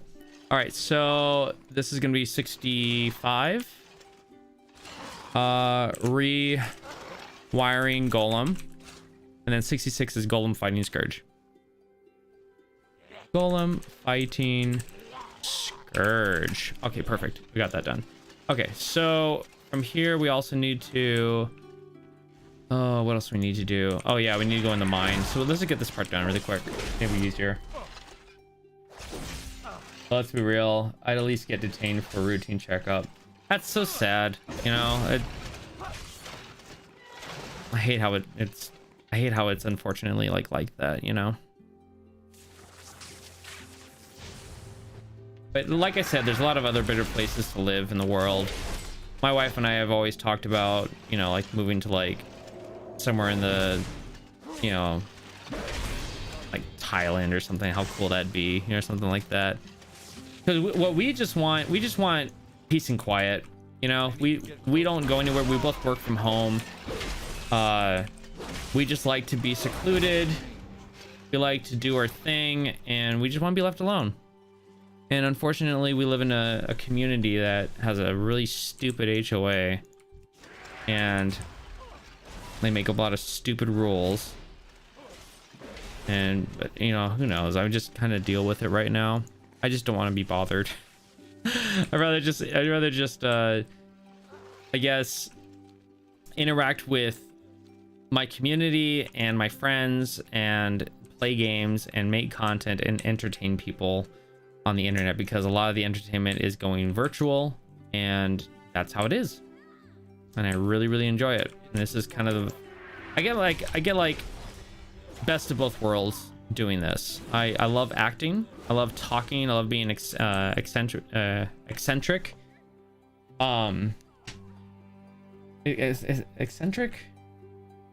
No, I have a little bit of like an introvert personality, a little bit, but might have an extrovert personality as well. So I get a little bit of both. You know, I get to stay at home, but then I also get to get out and talk to people through the internet. So it's really nice. Not eccentric, extroverted. We're running into the mine. A mine. So 67, running into mine. Okay, so from here, we're gonna run in here. We're gonna find Captain Jacob. We're gonna kill him for the key. We're gonna release the mine cart. We'll get a shot of that, and then that'll be it. I just love how fast you can kill these things in retail. It's so great. Boom, colossal smash for the win. Boom, boom, boom. Pop, pop, pop, pop, pop. Boom. Execute. Charge is still on cooldown. Boom. I'm out of range. I should get some B-roll footage of that minecart while I'm here. What do you guys think? It'll save me some time. It'll save me a lot of time, actually.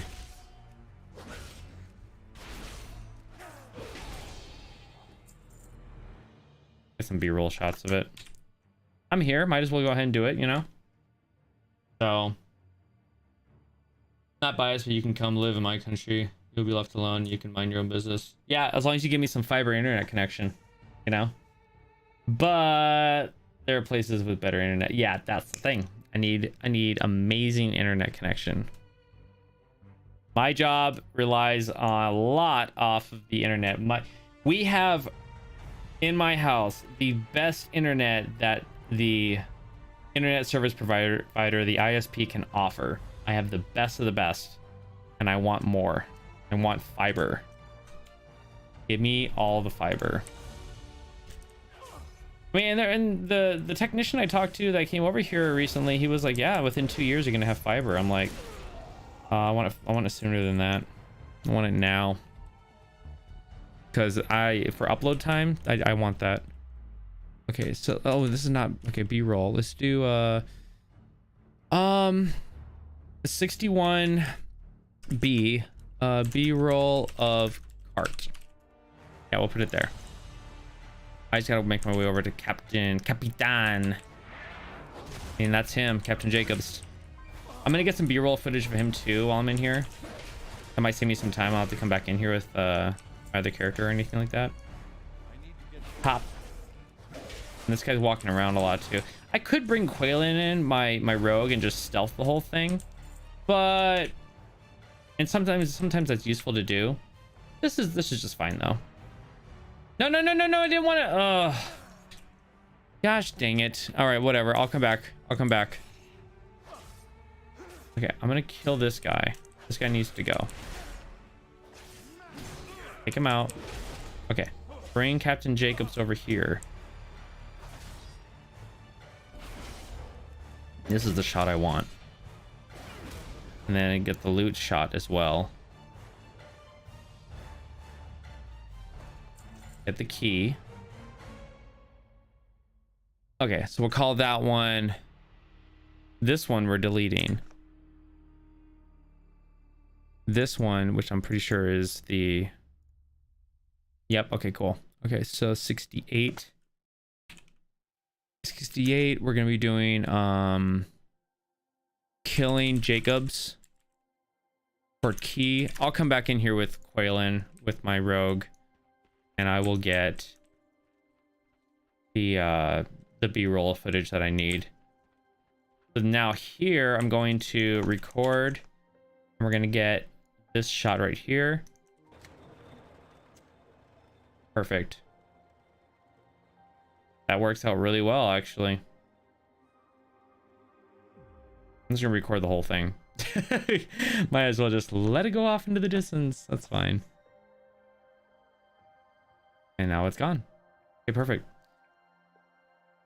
Releasing cart. So 69. Releasing cart.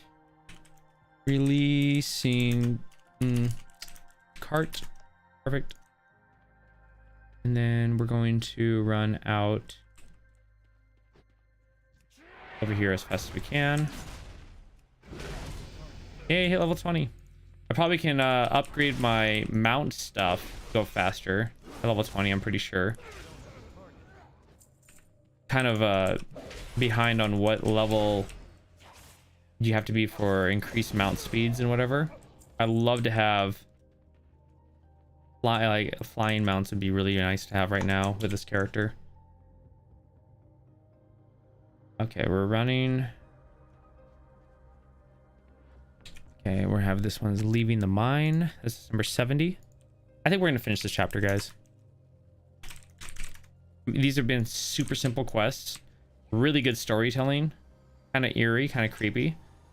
Probably put some dark, creepy music behind this one, because even though it's the color palette of this area isn't that scary, it's a little dead looking with the yellows and the browns, but the whole story, the theme itself is very very creepy-ish, just because of the nature of the detachment going in there and eating the grain. It's almost like a repeat of Stratholme. Okay, now I'm going to get a shot of returning back to these guys, the villagers, once again. Give a little bit of space there. Perfect. And then it's going to be number 71. Returning to villagers.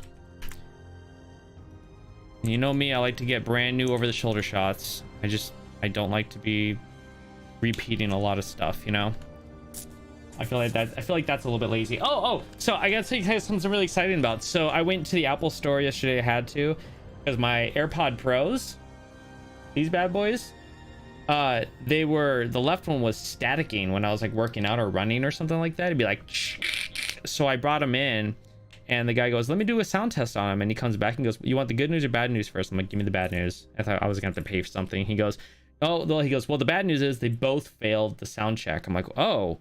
And he goes, the good news is this model number is actually on like a warranty, like a recall. So the warranty is extended. So I'm going to replace them for you. So he gave me brand new earbuds, same charging case, but brand new earbuds, and they work perfectly now. I'm so happy because these are flipping expensive. But I'm really excited because I have this new pair of earbuds coming from the company Genki. If you guys ever heard of Genki, they're awesome. They make like products for the Nintendo Switch and everything, but they have earbuds that are coming that I've kickstarted for, and I'm super excited because they're like made for gaming, so I'll be able to use those for gaming stuff. I'm super pumped about it.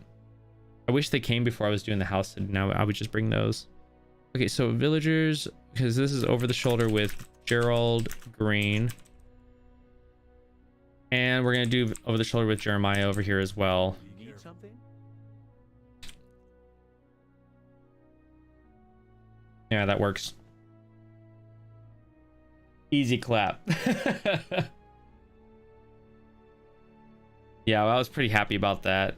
And yeah, man.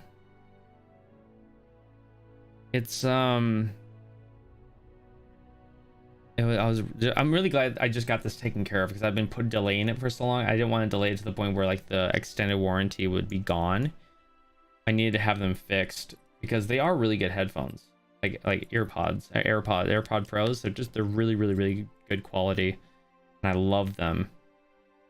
The only reason why I'm getting the earbuds from Genki is because I support that company 100%. It's 3 guys, and they make amazing, good quality stuff, you know. And I just want to support those small businesses a lot more. And they're also like a company that, you know, if you kickstart them, they're gonna deliver. You know, I've heard of so many Kickstarters where they don't deliver and people just get your money. You know, it's stupid. Jeremiah. Okay, so let's see what Gerald Green. I'm not sure how I want to say his name. I thank you. This ore will be of vital importance to the Alliance in the times to come. I like to think we've made a difference today. Okay, cool. This little place in the...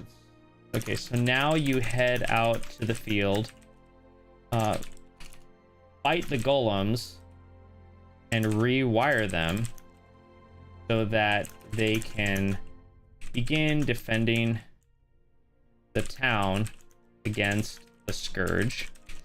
Then you head into the mine, and when you find Captain Jacobs, you kill him for the key, which you use to release the cart via the lever.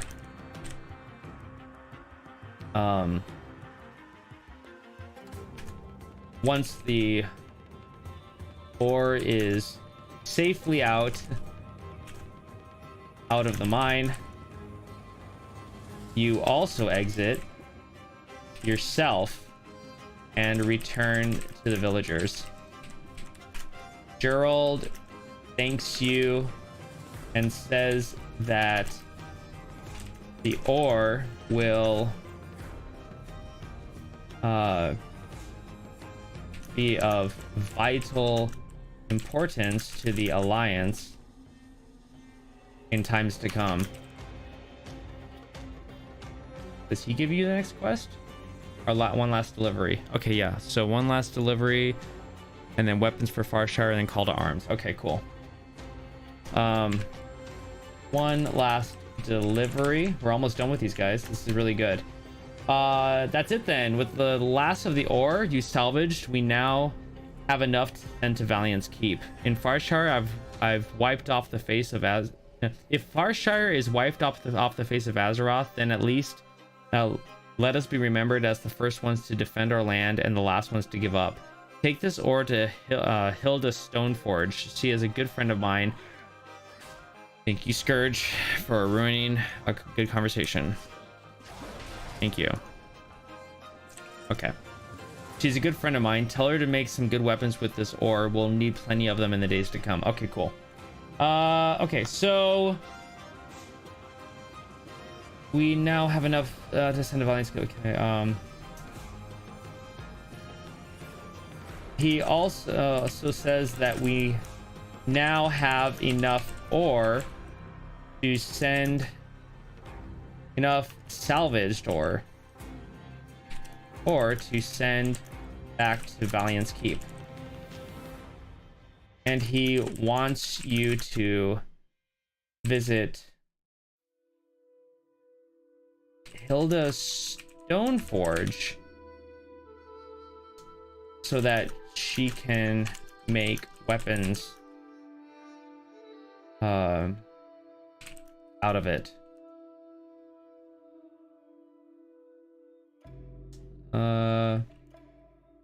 Because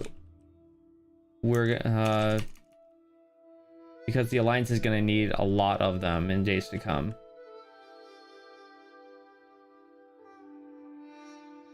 In days to come. Let's see if that makes sense. He also says that we now have enough salvaged ore to send back to Valiant's Keep, and he wants you to visit Hilda's Stoneforge so that she can make weapons out of it. Out of it or them? Is it or them? Now my English is getting screwed up.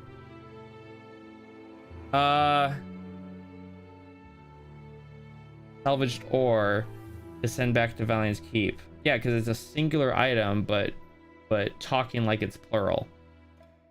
So if we want to visit Hilda Stoneforge so that she can make weapons out of it. Yeah, I think that's right. Because the Alliance is going to need a lot of them in days to come, meaning the weapons.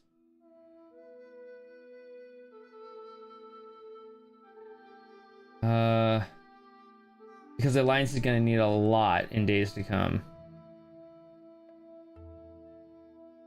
No, because the Alliance is going to need those weapons in days to come. I think that kind of clarifies a little bit more. I just don't want it to be kind of weird. Why do humans have tendency to name their settlement something Shire? I don't know, Northshire, Lakeshire, Goldshire, Darkshire, Farshire. Maybe we should do a video on it. The history behind Shire. Who knows? The Shire? Oh, that's Lord of the Rings, but that's okay. Okay, so we got the ore, and then this guy, Jeremiah, inspired by the Hobbit, maybe, probably. I mean, I wouldn't. I'd say why not? Lord of the Rings is such a huge part of fantasy and fantasy tales and stuff like that, so it could be. Nice job. I finally feel useful again, and that's saying something. Jeremiah says that he feels useful again after you rewired the golems. Okay. Yeah, and then he's done with that. Okay, cool. Let's move him back a bit, because he's just like a one and done kind of quest. So the villagers, and then we'll do this while Gerald. I think that's better to do it like that. It just sounds better, Yeah, I like to have the less significant quests before the quests that have like a continuing chain. You know what I'm saying? So we're gonna do a little running out shot because we're technically done with Farshire. So we're going to. Oh, this is so cool. We're actually making progress. Love it. All right, so running out, and that's 74. Running to Valiant's Keep. What a dark story in Farshire. It's like almost like an abandoned village. Like it's like the last of its history, It's like this is kind of like the like Darkshire. Oh, there's people still there. There's like other little villages you see in World of Warcraft, and they're kind of like abandoned, but like this is the beginning of the end of a village. Like later on, this could be abandoned, you know, and you would have never known, kind of thing. One last delivery. She's over here. Okay. Let's jump on the table because we can. All right, she's probably over here with the dwarves. Yep. There she is. All right, we'll do a running up shot. Perfect. Awesome. Then we'll get the over the shoulder shot. Turn in that quest, and then it should be the last one after that. Okay, so this is 75. Running up to Hilda. Stoneforge, right? Yep. Perfect. Over the shoulder shot. Female dwarf. Oh, yeah, this is cool. I didn't think we were going to finish this chapter, but dang, we really rocked it out. So we're going to probably do Riplash Shore and Fireshire together because I'm only on page 4, and that's a good 8-minute video. That's about, I can burn through that pretty quick. 4 pages per episode is not bad. In the film industry, a page is a minute long, but from the way I do things here, it's definitely longer than a minute because for a script in the film industry, the screenplay is actually kind of spaced out a bit, so that makes it about a minute. But mine are like 2 pages a minute, about maybe a minute and a half. Probably I see mine only like 2 minutes or so after doing so many of them. Hilda Stoneforge. Let's see what she has to say. Okay, what do you have there? Okay, because Alliance is gonna need. Now you make your way back to Valiant's Keep and run up to Hilda Stoneforge, handing her the salvaged ore. Perfect. Okay. So we got ore from Farshire. We weren't scheduled for a shipment just yet. Is something wrong? Well, yeah. Which she's surprised because they weren't scheduled for a shipment just yet, and asks if something is wrong. Well, yeah, they are being, you know. So you tell her that Farshire is overrun with the Scourge. Farshire is overrun, and all that Gerald can think of is to get me my ore shipment. I swear that man has as much heart as any of our soldiers on the front lines. We cannot let the civilians lose their lands if they're willing to fight for them. We might not have the troops to spare, but we can send them weapons.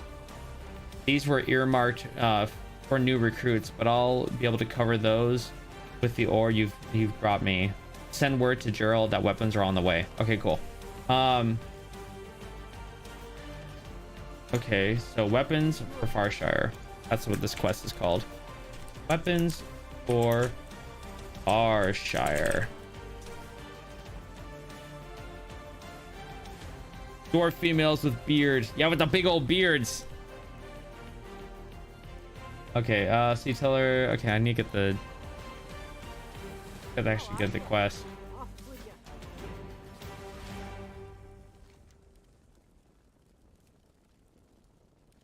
Okay, so.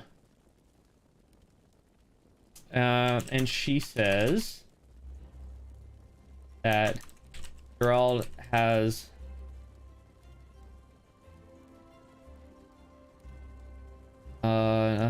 That's not really important. Is that we can't let the civilians lose their lands if they're willing to fight for them.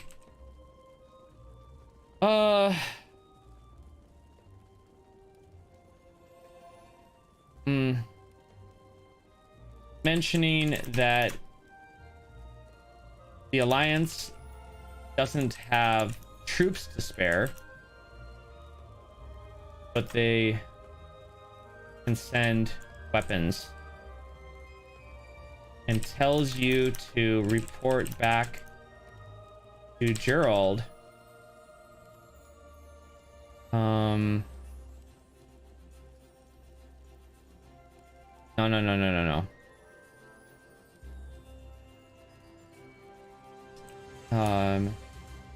This ore was earmarked for new recruits, but she'll also be able to, let's see, be able to cover those with she'll also be able to make weapons for those at Arshire with what you've delivered. So now you're to return to Gerald, and inform him that weapons are on the way. Oh, cool. I'm gonna get a wide shot here, just to have something to kind of talk over and kind of give a visual, because sometimes I don't want to have just me on the screen. I'd have like gameplay. I think a lot of people are just like, I'd rather see the gameplay than some guy's face talking to me, which is perfectly fine. I get that. So I'm just gonna do a let's do a 77 wide shot of Hilda. Okay, now we're gonna do a leaving shot. That one's 78. Leaving the Valiant's Keep. And we're gonna do reporting back to Mr. Gerald right over here. Awesome.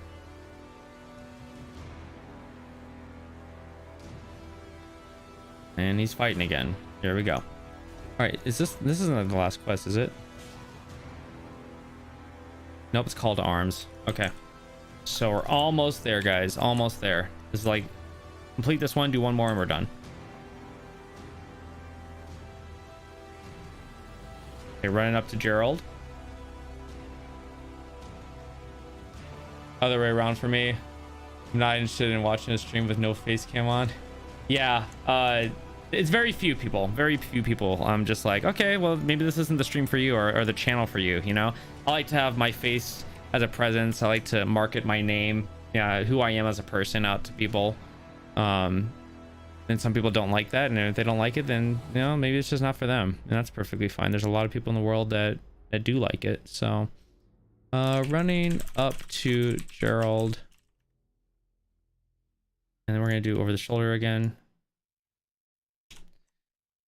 Yeah, I, like, when I first started Tales of Azeroth, I was, you know, interlacing myself in there and stuff like that, and some girl was like, she's like, just give us the lore, we don't need to see your face. I was like, okay, a little rude, you know, it's like, whatever, but maybe that's just a preference. Like, okay, if that's what you like, but I'm not gonna, that's not how I want to do it, you know? Like, geez, like, calm down. It was just kind of like, what's your deal, you know? I think a lot of people forget that people who make content on YouTube or stream or something, that we're actual real people. We have emotions, we're happy, we're sad, all those kind of things, you know? Right? Having like stupid people. It's just like, give me a break, man. Like, oh my gosh. Let's see, over the shoulder with Gerald. Okay, what does he say? Hilda sending those weapons? That's excellent news. I was about to ready to tell the lads to pack things up. Okay. Or the partial you for those Okay, so this ore is earmarked for recruits, but she'll also be able to make weapons for those at Farshire with what you've delivered. So now you're to return to Gerald and inform. No, let's rephrase that sentence. That sounds kind of weird. So she wants you to tell Gerald that weapons are on the way. Now you leave Valiant's Keep and return to Farshire to speak with Gerald. Might be repeating his name a bit too much. I'll see how it is when I film it. I might put /him. We'll see. And says that this is excellent news because he was about to tell everyone to pack things up. Okay. Call to arms is the last quest of this chapter.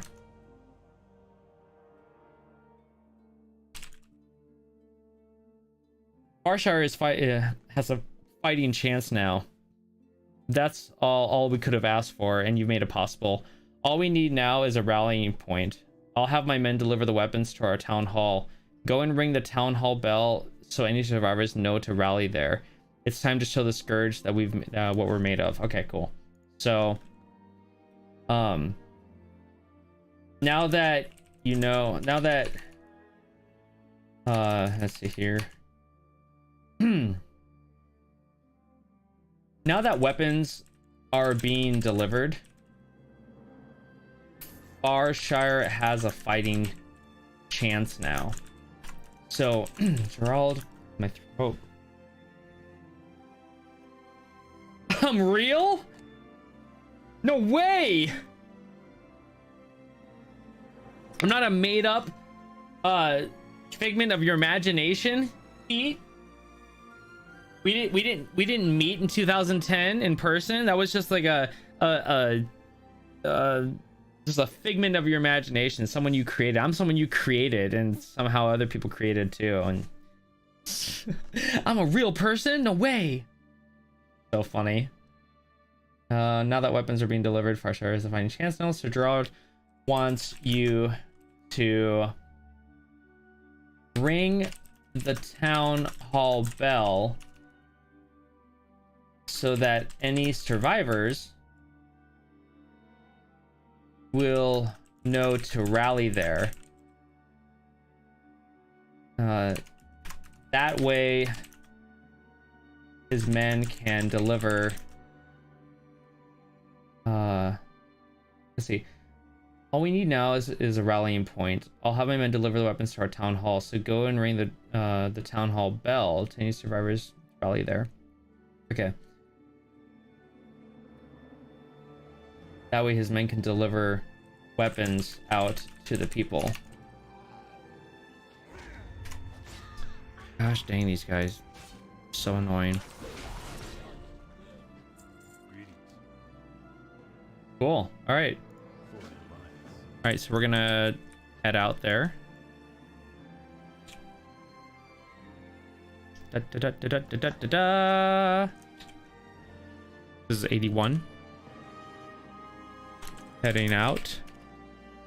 I mean, it's a little bit of a longer chapter, episode, but I think that's okay. Sometimes people like a good over 10-minute video. I think this might be a 10-minute video because I'm actually on page 5 now. I thought I was going to end at 4, but it's actually at page 5. We got to the very top and ring that. So we're going to do a shot of running in. Okay, that's 82. Running into town hall. Boom. Okay, and then we're going to go. I'm not going to get a shot of going up the stairs. Just going to get a shot of ringing the bell. You can ring my bell. Ring my bell. The town hall, everyone. We bought weapons. Arm yourselves and beat the scourge back. Okay, cool. So that's ring the bell and then.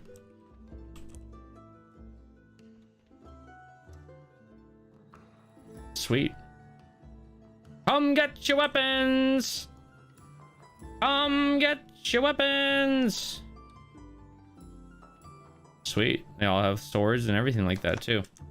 Okay, cool. So that is number 83. 83, ringing bell and town people getting weapons. Okay, perfect. That way his men can deliver the people. So now you head out and run into the town hall. Ring the bell, which lets the people know to come and get weapons, and you witness them arming themselves in defense of their town.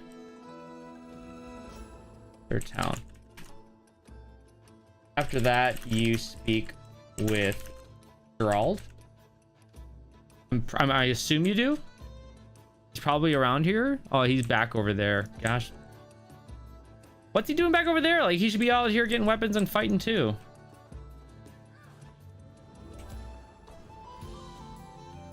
There's probably like 3 more shots. So one of just coming up here and running up to him. This will be 84. So we're running back up to Gerald. Gerald or Gerald? You can kind of say it both ways, right? You know? I thought it was a simulation. You should mod your northern characters in past PvE tier of TVC for better immersion. I should. That would be kind of cool, but just like, let's just get to the lore, you know?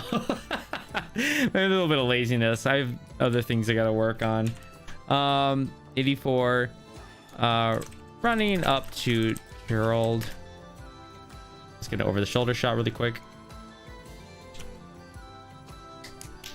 It's also easier for me to do it like this because I just know that the next footage that I need to put into it is the one that follows what I've been already working on. It's kind of like in a numbered order. A lot easier for me to just do it that way. I like it like this. This is good. All right, that's long enough, I think, on him. And then we'll get my character shot. Oh, yeah.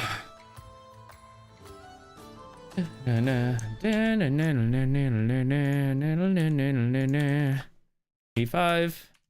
Over the shoulder with Gerald. Sweet. Okay. Once again, thank you for aiding us. The people of Flushire will always remember you. And he thanks you for aiding the people of Farshire and says that you'll always be remembered.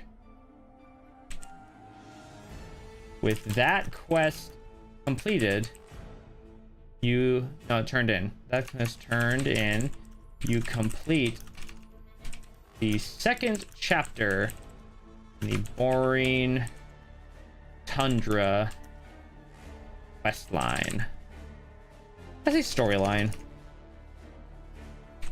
Sounds better. Okay, so we're gonna record. Ding! The 8 of Farshire. All right, sweet. Let's kill these guys really quick. If I can get a final shot. Because you guys know how I do these final shots. I do like these wide shots here. Looks good. 2 more levels and you're off to Outlands? Heck yeah, that's what I'm talking about. Yeah, we start running through some dungeons and get you leveled up, man. That'd be great. And that's the final shot. So let's do 86 is gonna be I hate it when it does that. Chapter completion. And then 87 final shot. Okay, cool. Bathroom, be right back.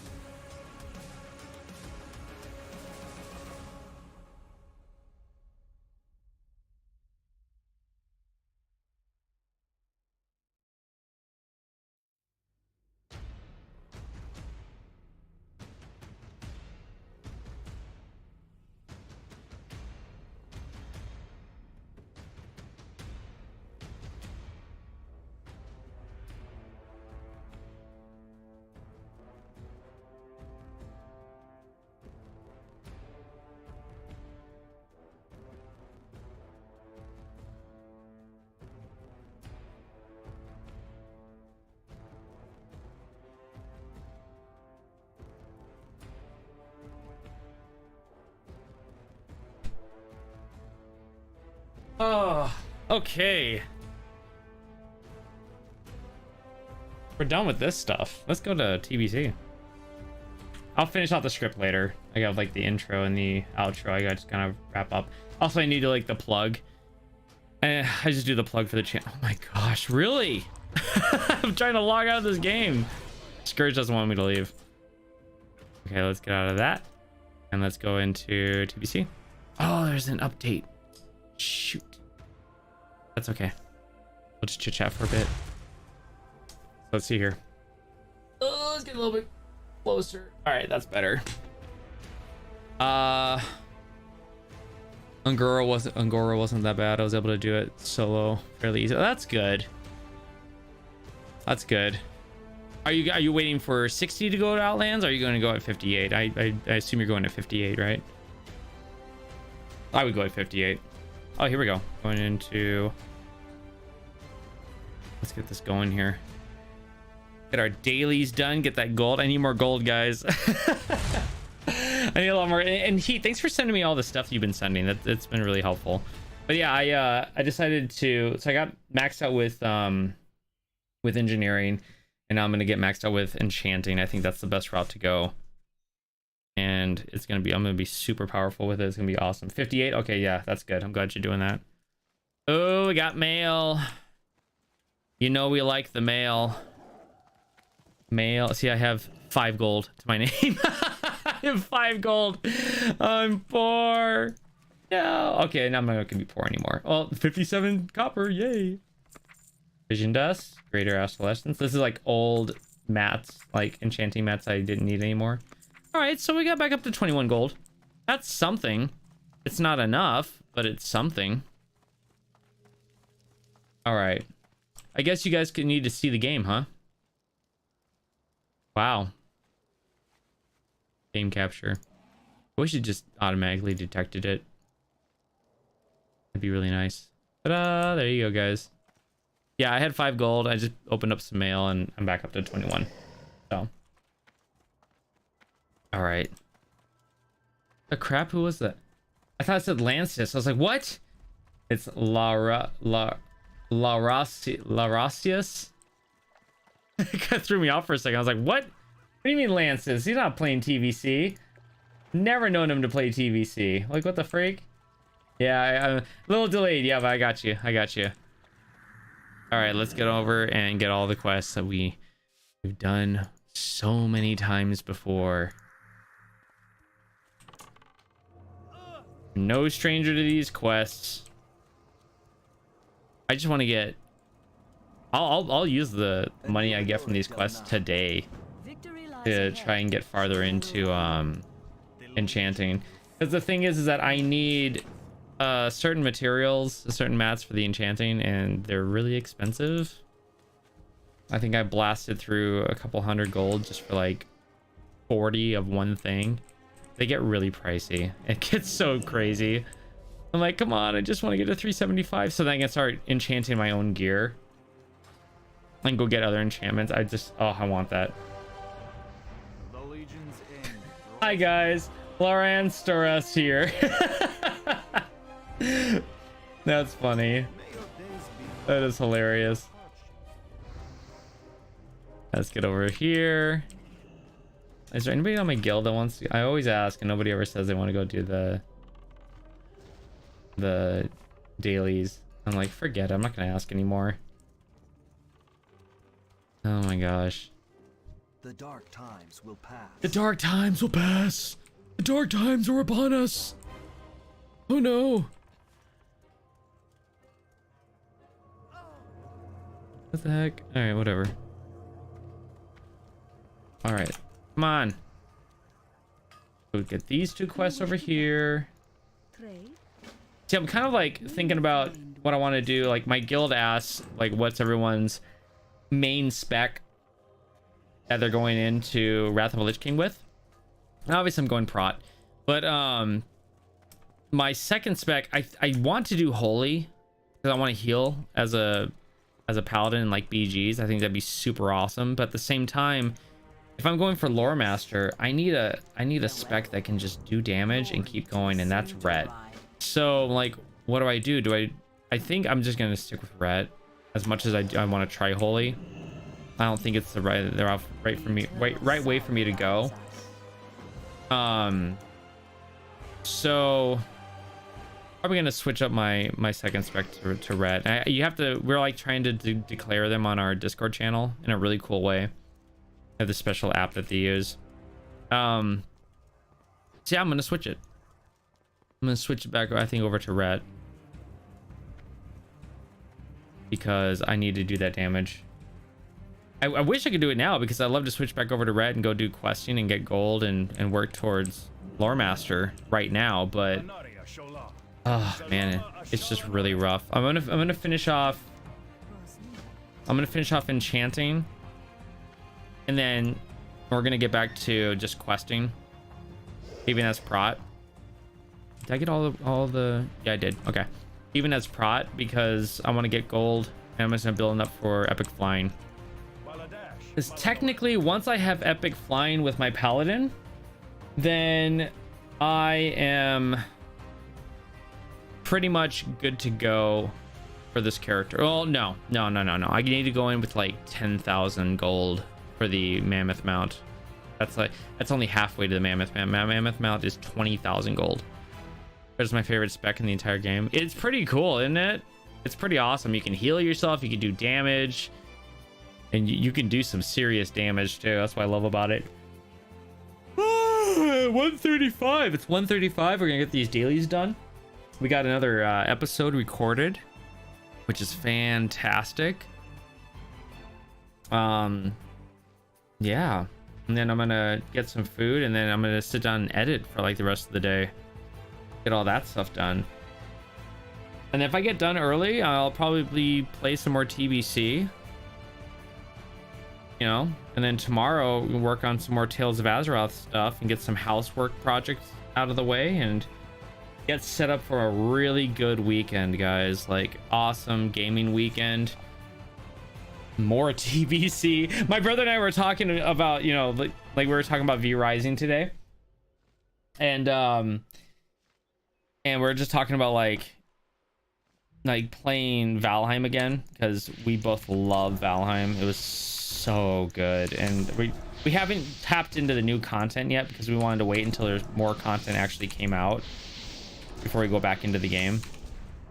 So we're kind of just waiting a little bit, but he's been playing a lot of V Rising, like a lot, and it sounds really cool. But I've got so much to do on TBC. I just don't really feel like I have the time to dedicate into, you know, into those games at all. Did I get them all? Yeah, I got them all. Sweet. So do I have Longboy? No. I did not have the, what was it, 5 million gold to buy Longboy during retail. That would have been cool though. That would have been an awesome mount to have.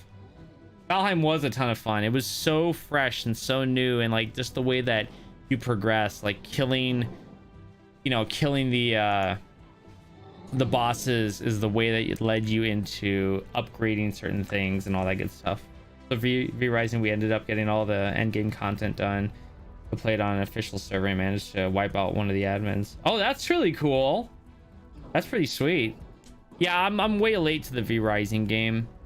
Like the V Rising hype, I'm way late to it, and technically I'm not even there yet. I haven't bought the game or anything like that. I'm just gonna wait, because my brother Aaron and I were kind of like, if I'm gonna play like a building up survival game or something like that, I'm gonna do it with him. And he's already gone off and played the majority of the game. They're at the last boss. I'm like, well, if that's the case, and he's like I'll start over again once new content comes out. And I said, okay, well, maybe that'll be the time that I actually do it, you know. So I'm holding off. It's not a priority of mine yet. I played Arc 1. Yeah, it was fun, but nobody wanted to play. But at the same time, after a while, I was just like, nah, you know, I just kind of died out from it. I don't really like playing other fantasy games besides WoW, because WoW has the most interesting lore, in my opinion. Different from one of the other similar games. Yeah, they have. I like the lore when it's good. So I also just I've been playing World of Warcraft since 2005, so this is my jam. This is my game, you know. World races are just copy paste of one another. Yeah, I really have a hard time, like, you don't feel like they're unique in Elder Scrolls Online. You're like, okay, these are all just the same, you know. There's no big difference, you know. We will persevere. We will have justice. All right. You remember I like a game called Outward? Why have I heard that game before? I feel like I've heard that game before. I just don't remember what it is. I'm out of range. Burn the sails here. Boom, boom, boom. Remember, when you do this, don't hit the boat, hit the sails. Outward. I'll have to check that out. You have like 100 different humans kind in ESO. Yeah, it's just kind of, the races is kind of blah. But like in World of Warcraft, races, you feel like they mean something to you, you know? Oh, that's a group. That's like a 3-man group. I'm gonna invite this person. We're gonna land and tear him up.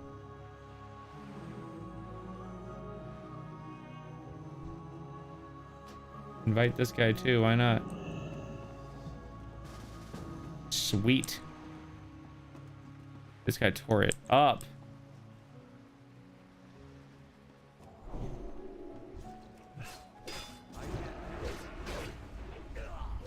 Okay, we need to hurry because those 3 guys are coming.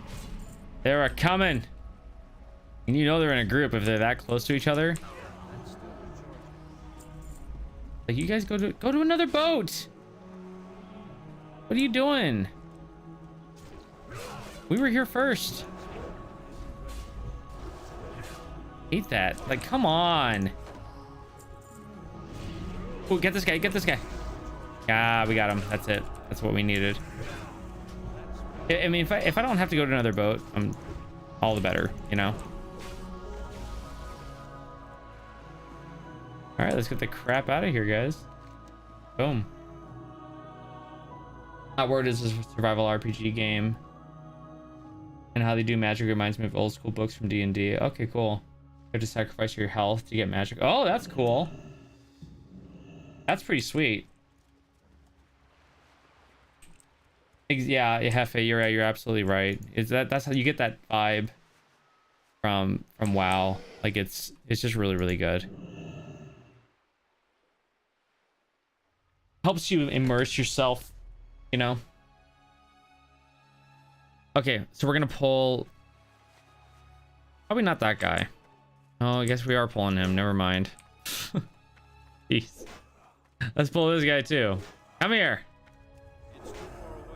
This is one of the parts I don't like about the island, is these quests particularly. No, don't worry. Ugh, whatever. Hit that guy. All right.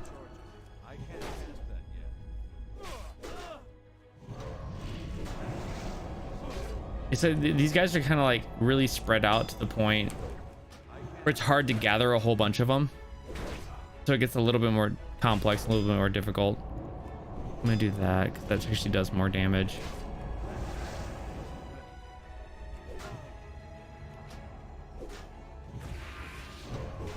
I am really looking forward to the changes in Paladin and Wrath. They just get so much better. Like, everything's based off of strength. Ooh, I got 2 mana remnants off the bat. I like that. Give me some more. Like Backstabber, Forsaken, or Honorable Orc Warrior. Yeah, that's cool if you want to get like deep into like the role-playing aspect of the game or something like that. Like, for some people that's like super important. For others are like, oh, that's just a little cool feature, you know, something like that's pretty sweet. The combat is a bit Dark Souls, but its own style. You can drop your pack off. Interesting. Might have to check that out. Is it on Steam? Okay, ignoring that guy. Is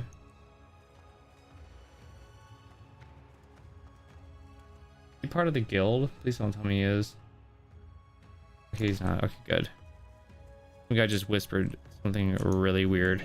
I was like, okay, ignore you. Some weird people out there, I tell you. Some weird people. Ay, ay, ay, ay, ay. Tell you what, man. I'm just glad I'm able to get these dailies done every single day. It is on Steam, and I believe it's on. Oh, okay. I'll have to check that out. Again, like I may not buy anything for the Steam summer sale this year. I don't see a need to when I'm so invested right now in TBC. It's just kind of like, why would I buy games right now for maybe for later? But at the same time, I'm like, later, what comes later is more WoW. So I'm just like, I don't see a reason for buying games.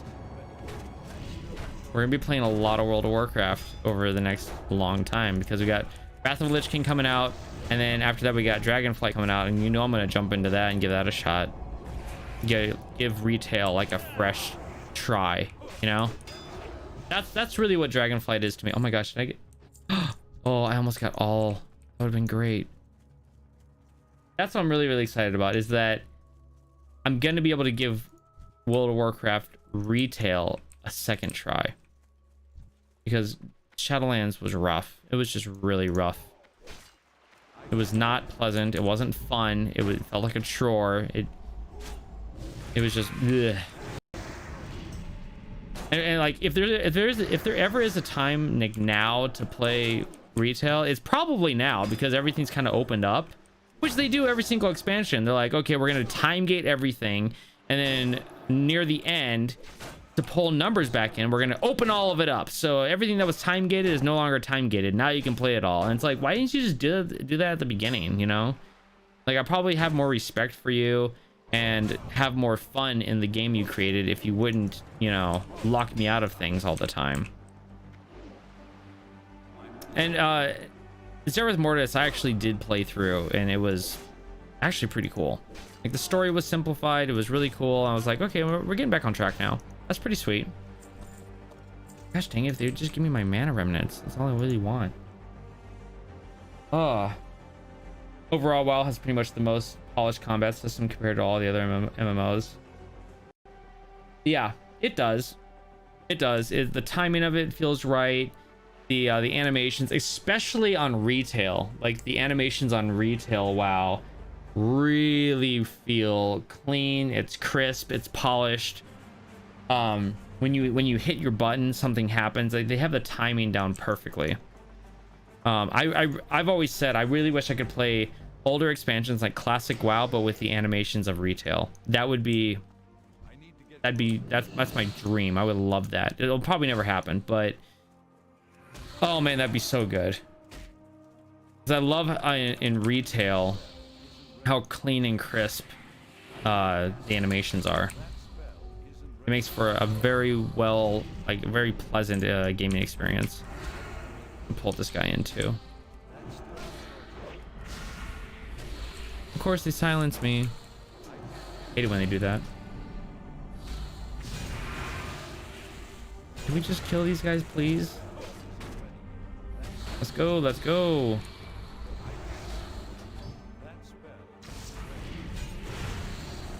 I'm almost dying here.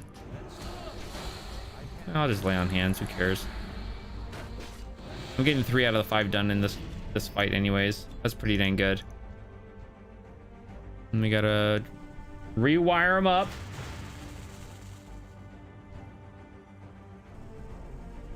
Exile's Reach had better lore than the whole Shadow. You know, and honestly, Exile's Reach is good. It's simplified, fun, adventurous storytelling. And when Exile's Reach came out, I was like, this is going to be a huge hit. And I covered all the lore in Exile's Reach in my videos, and no one cared. No one, when I posted it out like on social media, people were like, who gives a crap? I'm like, people who like lore do, and this is pretty sweet. This is a really cool short story, you know?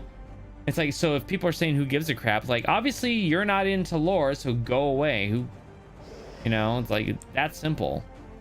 Like, there are people who give a crap, and you're not one of them. It's like, sorry, I didn't know that the whole world revolves around you. Yeah, that's what pisses me off. People are like, who gives a crap? Blah, blah, blah, blah. And just negative because they think everything has to deal with them. If it doesn't apply to them, it's not important. Like, oh, I'm sorry. I didn't know the world revolved around everything that you're interested in. And everything that you're not interested in is irrelevant. Like, well, that's so far from the truth. You know?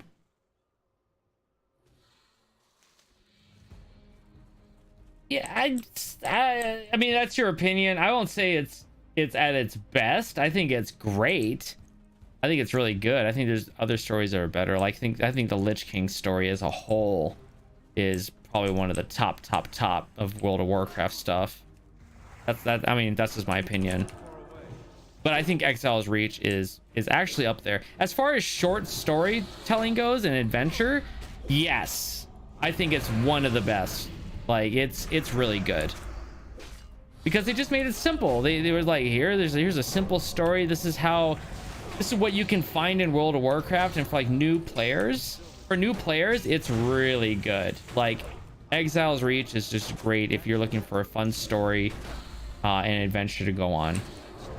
And I think that's where they really need to get back to, is just finding that adventure and keeping things simplified instead of going to let us protect the cosmos from destruction from the everlasting bad guy who is the jailer, and he's not even the bad guy.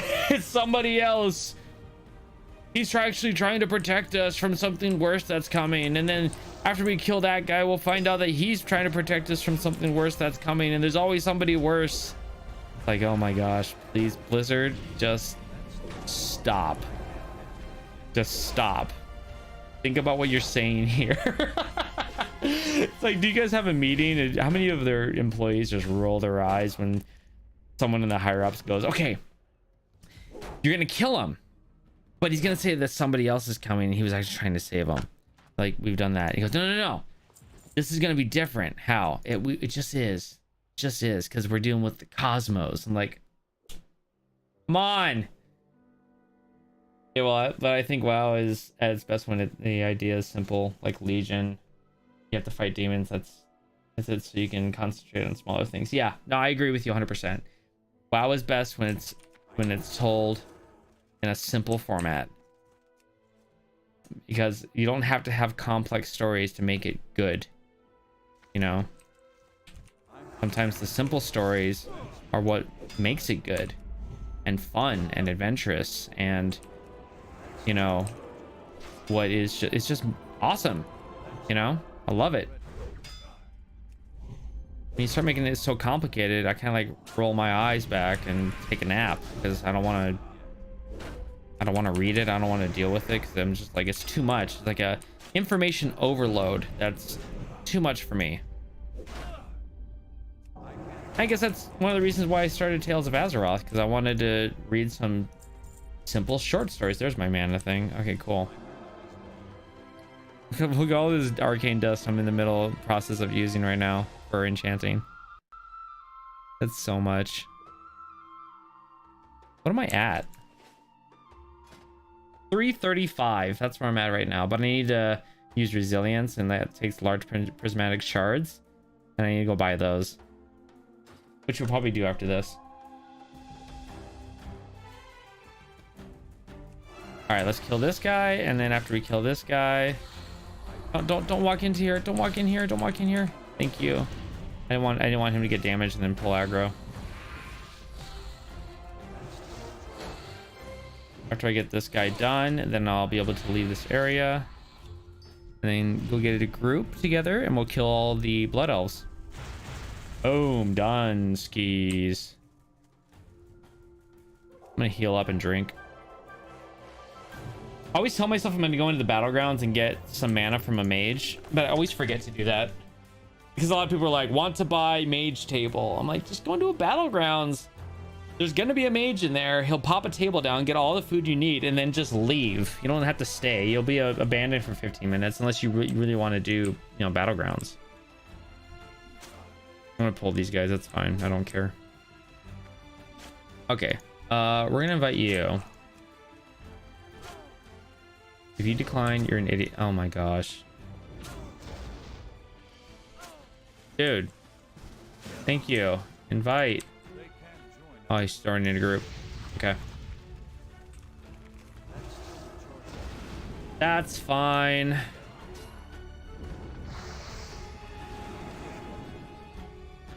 Yep. I don't understand when people don't want to group up over here, even if they're like, I'm faster on my own. Like, be nice and help out, you know. That's the thing that bugs me. It's like people need to help others out more, and you'll feel a lot better about yourself if you're more helpful and you're serving others. Like I always feel better when I'm helping someone out, or if I come across someone and they're about to die and I heal them. But way better than watching them die. I'm just salty about it. Like, the whole point of this part of the game is to, like, interact with people, make friends, you know, that kind of stuff. Actually, you know what I should do tonight if I get done with my editing? I should do the daily heroic with my guild. I want to start getting more badges of justice. I can get some better gear. You don't like the Cosmo savior stuff? Yeah, yeah. I don't even want to be a champion of either faction. I don't. I want to be a nobody again. That's what I want to be.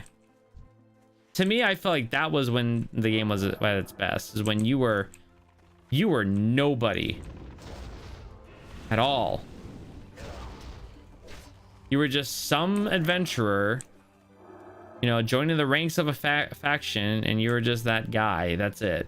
But then you became like the chosen one, the only one that can open up the whatever you call it. The guy's done. Dude, I haven't even touched the Blood Knights yet. Holy crap. Invite. Yo. Oh crap, I'm gonna die.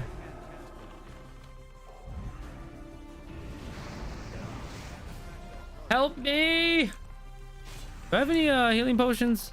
I got a little bit. I'm in constant combat. I can't drink. Freaking horrible. And this guy's coming in. I'm freaking gonna die. No! Seriously, I've been in constant combat. I've not had a chance to do anything, to drink or anything like that. Look, I'm still in combat and there's nobody around. Like, thank you. Gosh, dang. Yeah, I really, really enjoyed it when we were like absolutely nobody in the game.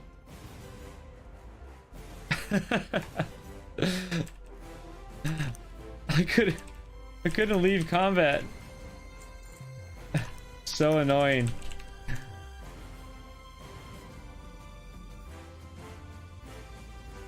Yeah, level of a simple sounds good too, but I like more spending something like what I said, not too much, not too small. Yeah.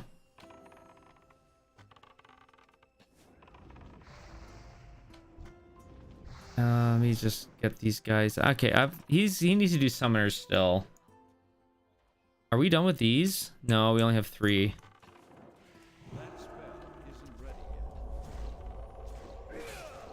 I'm just gonna heal up here.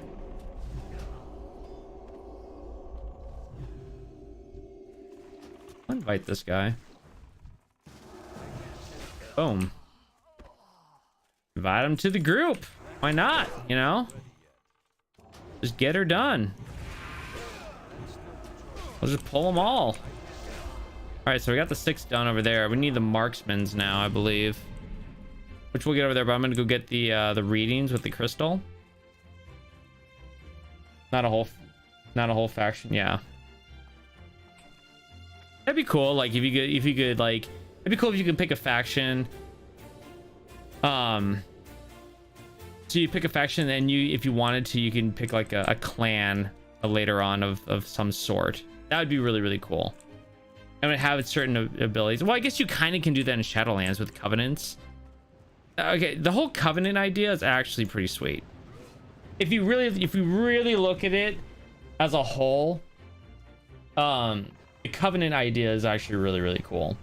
And I know they're going to continue that in Dragonflight, which I am all for it. They need to make it better. Like, they just need to work on it a little bit more. I'm not sure what that entails, but I do like it a lot.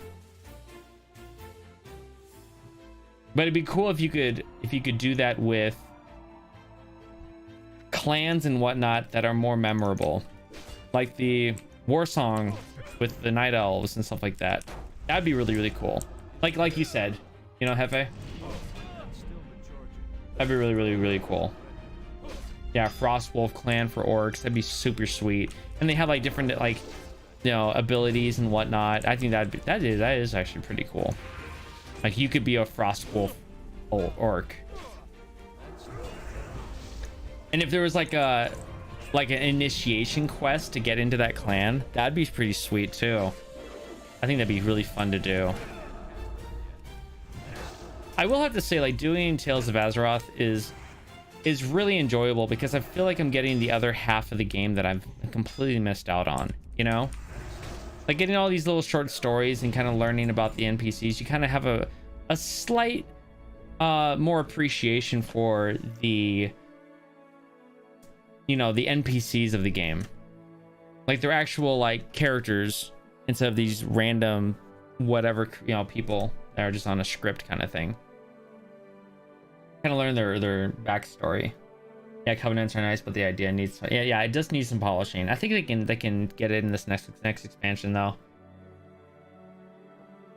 Yeah, certain rewards would be sweet. I think that'd be cool. I'm waiting for this other marksman to show up. He should be like right here. But yeah, I mean, like, I would like, I want to see the covenant system to really, you know, get a lot better. It would just, I don't know. I think that'd be really sweet, you know. I assume the covenant system in Dragonflight is going to be the Dragonflights themselves. We'll be able to join under one of the Dragonflights, which is a great idea. It's going to be really, really cool looking. I'm not sure which one I'm gonna join, and I'm not sure if I want to go warrior or if I want to stick with my rogue, because rogue has a sweet spot for me. Where is this guy? Why is he not spawning? Let's go! Come on! I don't want to be here all day. I mean, I could head over there and try over there, but I know he's gonna show up here. There he is. Oh, there's that one. Whatever. That's fine. And funny, man. Questing as prot ain't no joke. There's a lot of patience you gotta have in order to do it.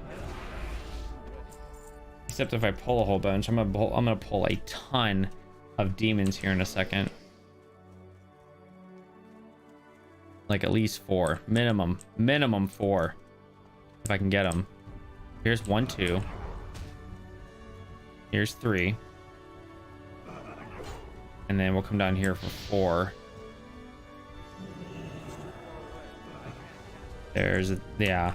Okay, and that other guy, he'll come over here in a second. Pop it all, pop it off, let's go. Did he run over here? Yeah, I got him. This is the beauty of prot right here. Until you run out of mana, of course. And it just sucks. Boom, boom, boom. I'm stunned. There's one dead. Come on now. There's 2 dead. Nobody wants to invite? Now, whatever. I'll just do it on my own. Fine, I'll do it myself.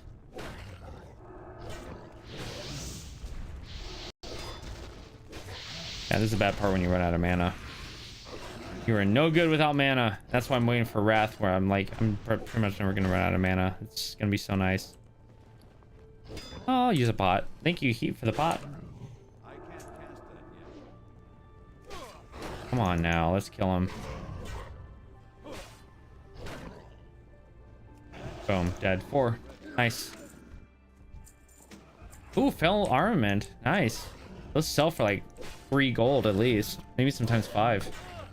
Oh, this isn't good. I don't have, yeah, I don't have the health or mana for this.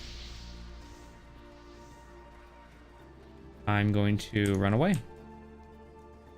And I'm going to use the shield and pop that down. I mean, the banner thing. I'm going to come back. Maybe this person wants to join me. Invite. Thank you. What I needed.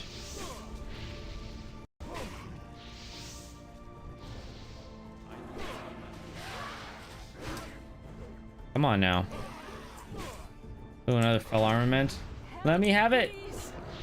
Let me have it. Yeah. All right. I'll take it. That's money, man. That's money. Hey, look, it's Larosaurus, which I thought it was Lanstis. Person will never leave me alone. Okay, we're gonna get the ley line read, and then we'll head out to the worst area of the whole place, which is the Naga. Absolutely horrible.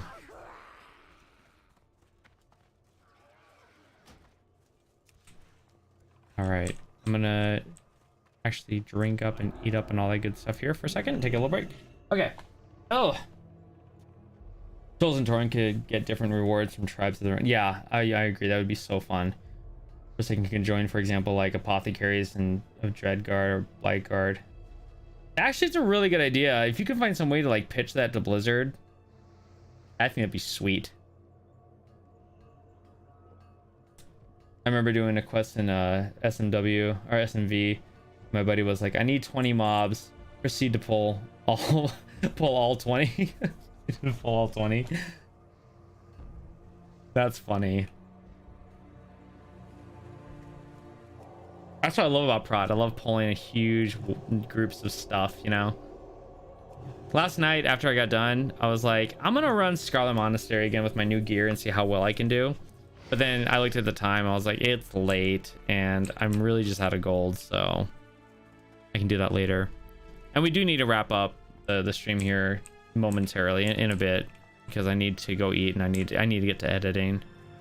Because my goal, if I can get those 2 videos done today, I'm sitting solid. Like, solid. I have a pretty cool idea of how I want to do the next video for Bajira. I want to do like a music thing. I used to do a lot of like music montages when he was playing New World, and they were really cool. I really liked them. I was like, why can't I do that with Diablo Immortal? He's still playing Diablo Immortal like a lot right now. So, and I want to change it up. I'm getting kind of bored with the format that I have, and I'm not seeing a lot of comments saying, oh, this is dope, or no, this is really cool. I love how this is edited. So I'm like, we need to change it up. We can get some hype on the channel, you know? So I'm gonna change it up a little bit today. Do more of a music montage with some pretty hyped up like trap music. I have one in mind particularly that I used in New World. Oh, that was my favorite. It was so cool. I hate this part of the dailies. I hate this one so much. It is the worst. I'm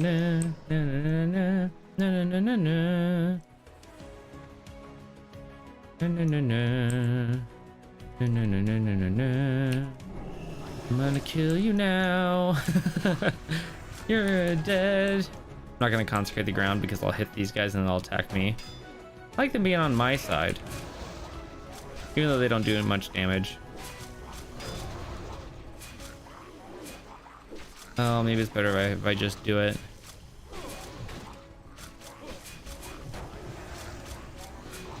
Oh gosh. Whew. You know what I'm saying, guys? You know what I'm saying? Tell you what. Okay. He didn't give me a key. What the freak? Come on, give me the keys. Give me the cash. Yeah, come on, man. Give me the cash. And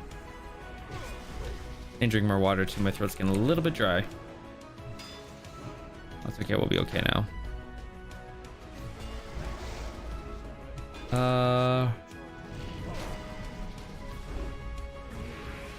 Come on, give me the keys.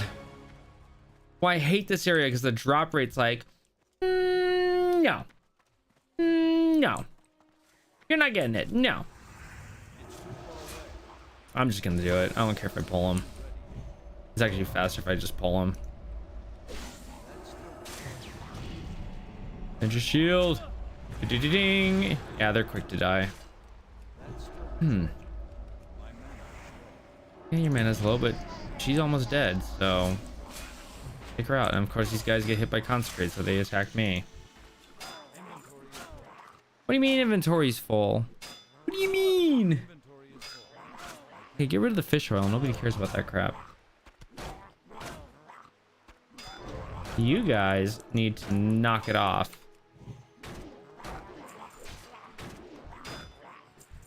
And open that up. Of course, never a pearl in it. Never find one. Oh my gosh. This is why it's really hard to do this part of the quest too, because just the mana.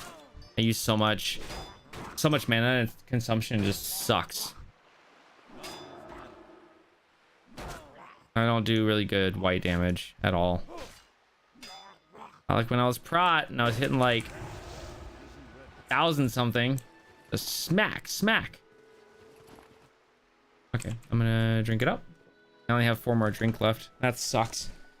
Oh, that's how funny maybe when like this you get to max level and come back to old mobs that give you a hard time on the way and you solo exterminate them all.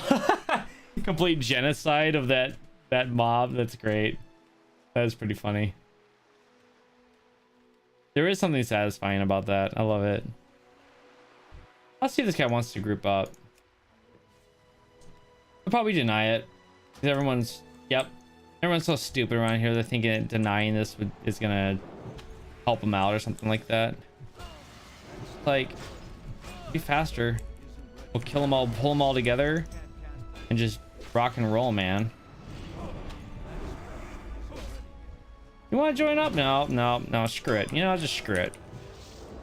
This area over here, I get so bitter. This is how crappy. You need to knock it off, Siren. Oh my gosh. Both of you. And I just missed with my Avenger shield. Oh, that's great. And I got silenced. How long? 5 seconds? You serious? Up with you. Give me a key. What the like, genuinely upset. I've killed like 5 of them now and no keys. Yesterday, 3 keys instantaneously. Just die. I'm losing my patience here. Let's free some of these guys. We have some of this quest done. That's only this range is horrible. Let me try and get these 4. Yeah, that was good. That was good. Good pull there. Come on, let me try and hit those 2. That's fine. I can deal with that. Oh man. I can loot this guy? Does he have a key for me? No. Gosh. It's just the worst, you know? Especially when you run out of mana now too. It's like, oh man. There's an engineering item that I want to make. It's really cool. It is. Let me try and find it here. Where is it? It's in Burning Crusade. Devices. Mana potion injector. So it restores 1800 to 3000 mana, but I'm not sure if it's a one-time use thing. I don't think it is. It might have a cooldown. I want to check that out. That'd be a nice little boost of, oh, I need mana. Pop, you know? I think it'd be sick. There's plenty of times where I'm like, I could use a little bit of mana. It'd be super nice to have. The only thing about dailies, man, they just take forever sometimes to get done. Freaking die. No, no, no. Oh my gosh, what am I gonna get rid of? Primordial essence, we don't care. The armor is nice to sell. Probably more than the scales. Guessing wise.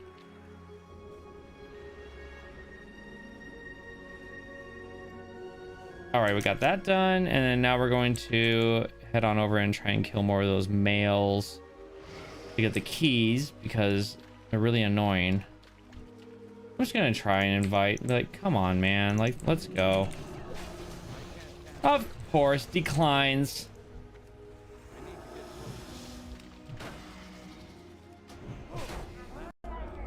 Gosh, dang. It's so bitter at these people. Like, you want to droop up everywhere else, but this one, nope.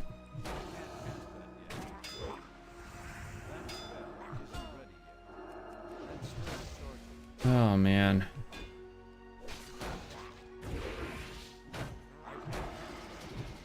Please just die here. Not a single key. I'm about to say screw this, you know? Seriously, I'm about to say forget these daily quests. I'm not doing these ones anymore because they take way too long sometimes to actually get done. Like, what's the point? Of course, I missed one, so...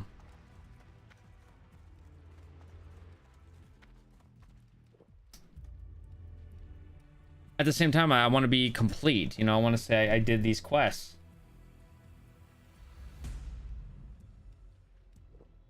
Oh, we'll get it done. I'm just being impatient. I'm gonna get what I need. Maybe I just need to head way south. There's more males down there, maybe. Here's one. Yo, fight me.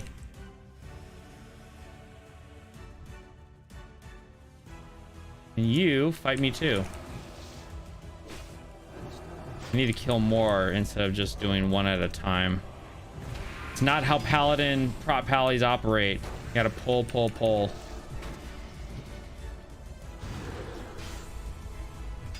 Yeah, pop that on too. Miss? Man, this is not my day over here, I'll tell you that. Give me a break.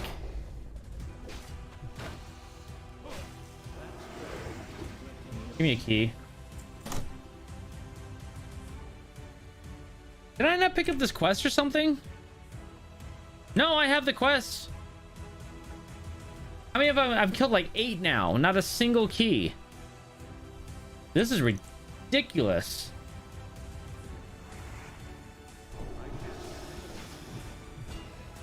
Man. About to lose my mind. Like, just drop the keys.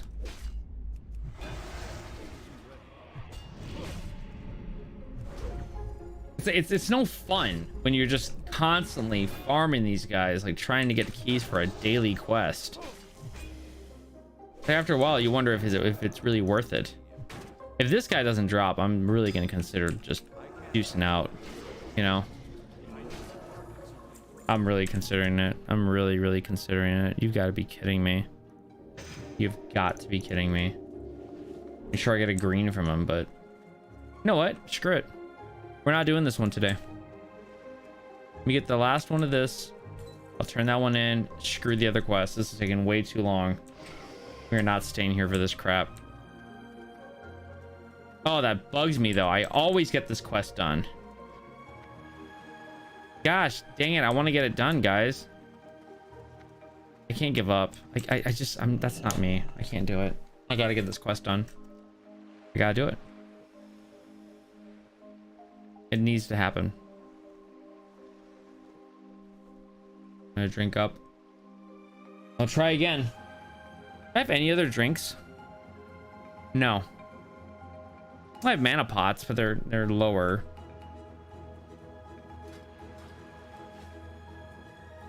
Okay. Let me see if I can. Man.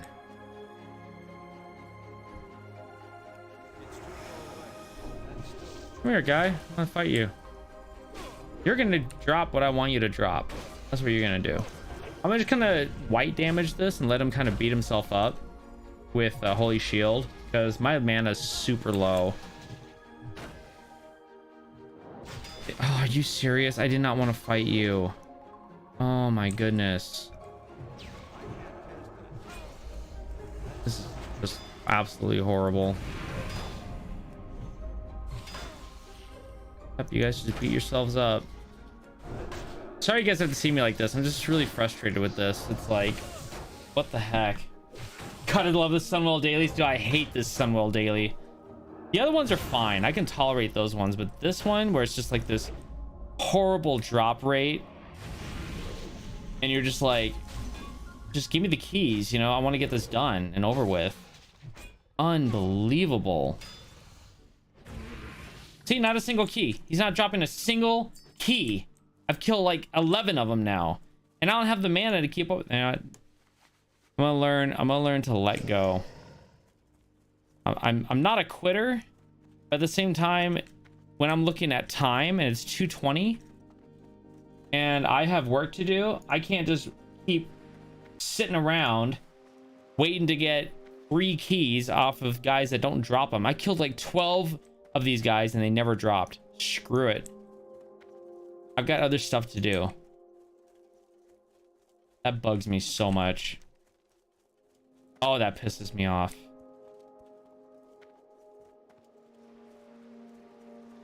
Gonna miss out on like 11 gold or something like that now, but you know, forget it, whatever. No, actually probably just finish these off and then call it. Not because I'm like irritated, but I'm looking at the time, and that killed up a lot of time. I think I'll probably come back tonight and finish off the other daily quests that I didn't do. Maybe even calm down and give that one a shot again. I'll let you guys know what I do. But I need to get stuff done. But I'm gonna turn these in first. I'm glad that we got the chapter done in Northern. That was really good, right? That was really, really good. Oh yeah, I gotta use the mana things right here. Pop. We got the chapter done. That's a pretty decently sized episode right there. And then next week we'll get some more information and everything done as well, and getting prepared for this this homesteading event that I'm going to be doing. I gotta start getting content filmed and recorded and everything all squared away so that I can go into that week fully prepared and ahead of the game. Really, I'm gonna need some time to just kind of chill. I won't have everything at my disposal, my monitors and everything like that, so I'll be limited, but I'll be able to work a little bit, which is good. That's always a good thing. Our enemies will fall. All right, there's that. Our enemies will fall. That. Okay, perfect. Investing more time in that was only gonna piss you off. Doubt that's worth the time. It's not. You're right. It's just not worth the time. I've got other things I gotta get done. I'm just like, what am I doing here? Like, what the crap am I doing here? I think that's not the guy who gives. I think she gives it down here. It's just so annoying. It's like, how do you not, after 12 you don't drop a single key? Like, that drop rate needs to be upped. If it's a daily quest and you're doing it every day, up the drop rate. I don't care what classic was like before. Make a couple changes. Up the drop rate, for crying out loud. 119 gold. All right, more gold I can put towards. Yeah, she gives the quest. Don't stop now. Don't stop now. Yeah, I'm stopping now. Jeez. All right, screw that. All right, so I'm gonna actually hearth to chat wrath. Oh, all right, guys.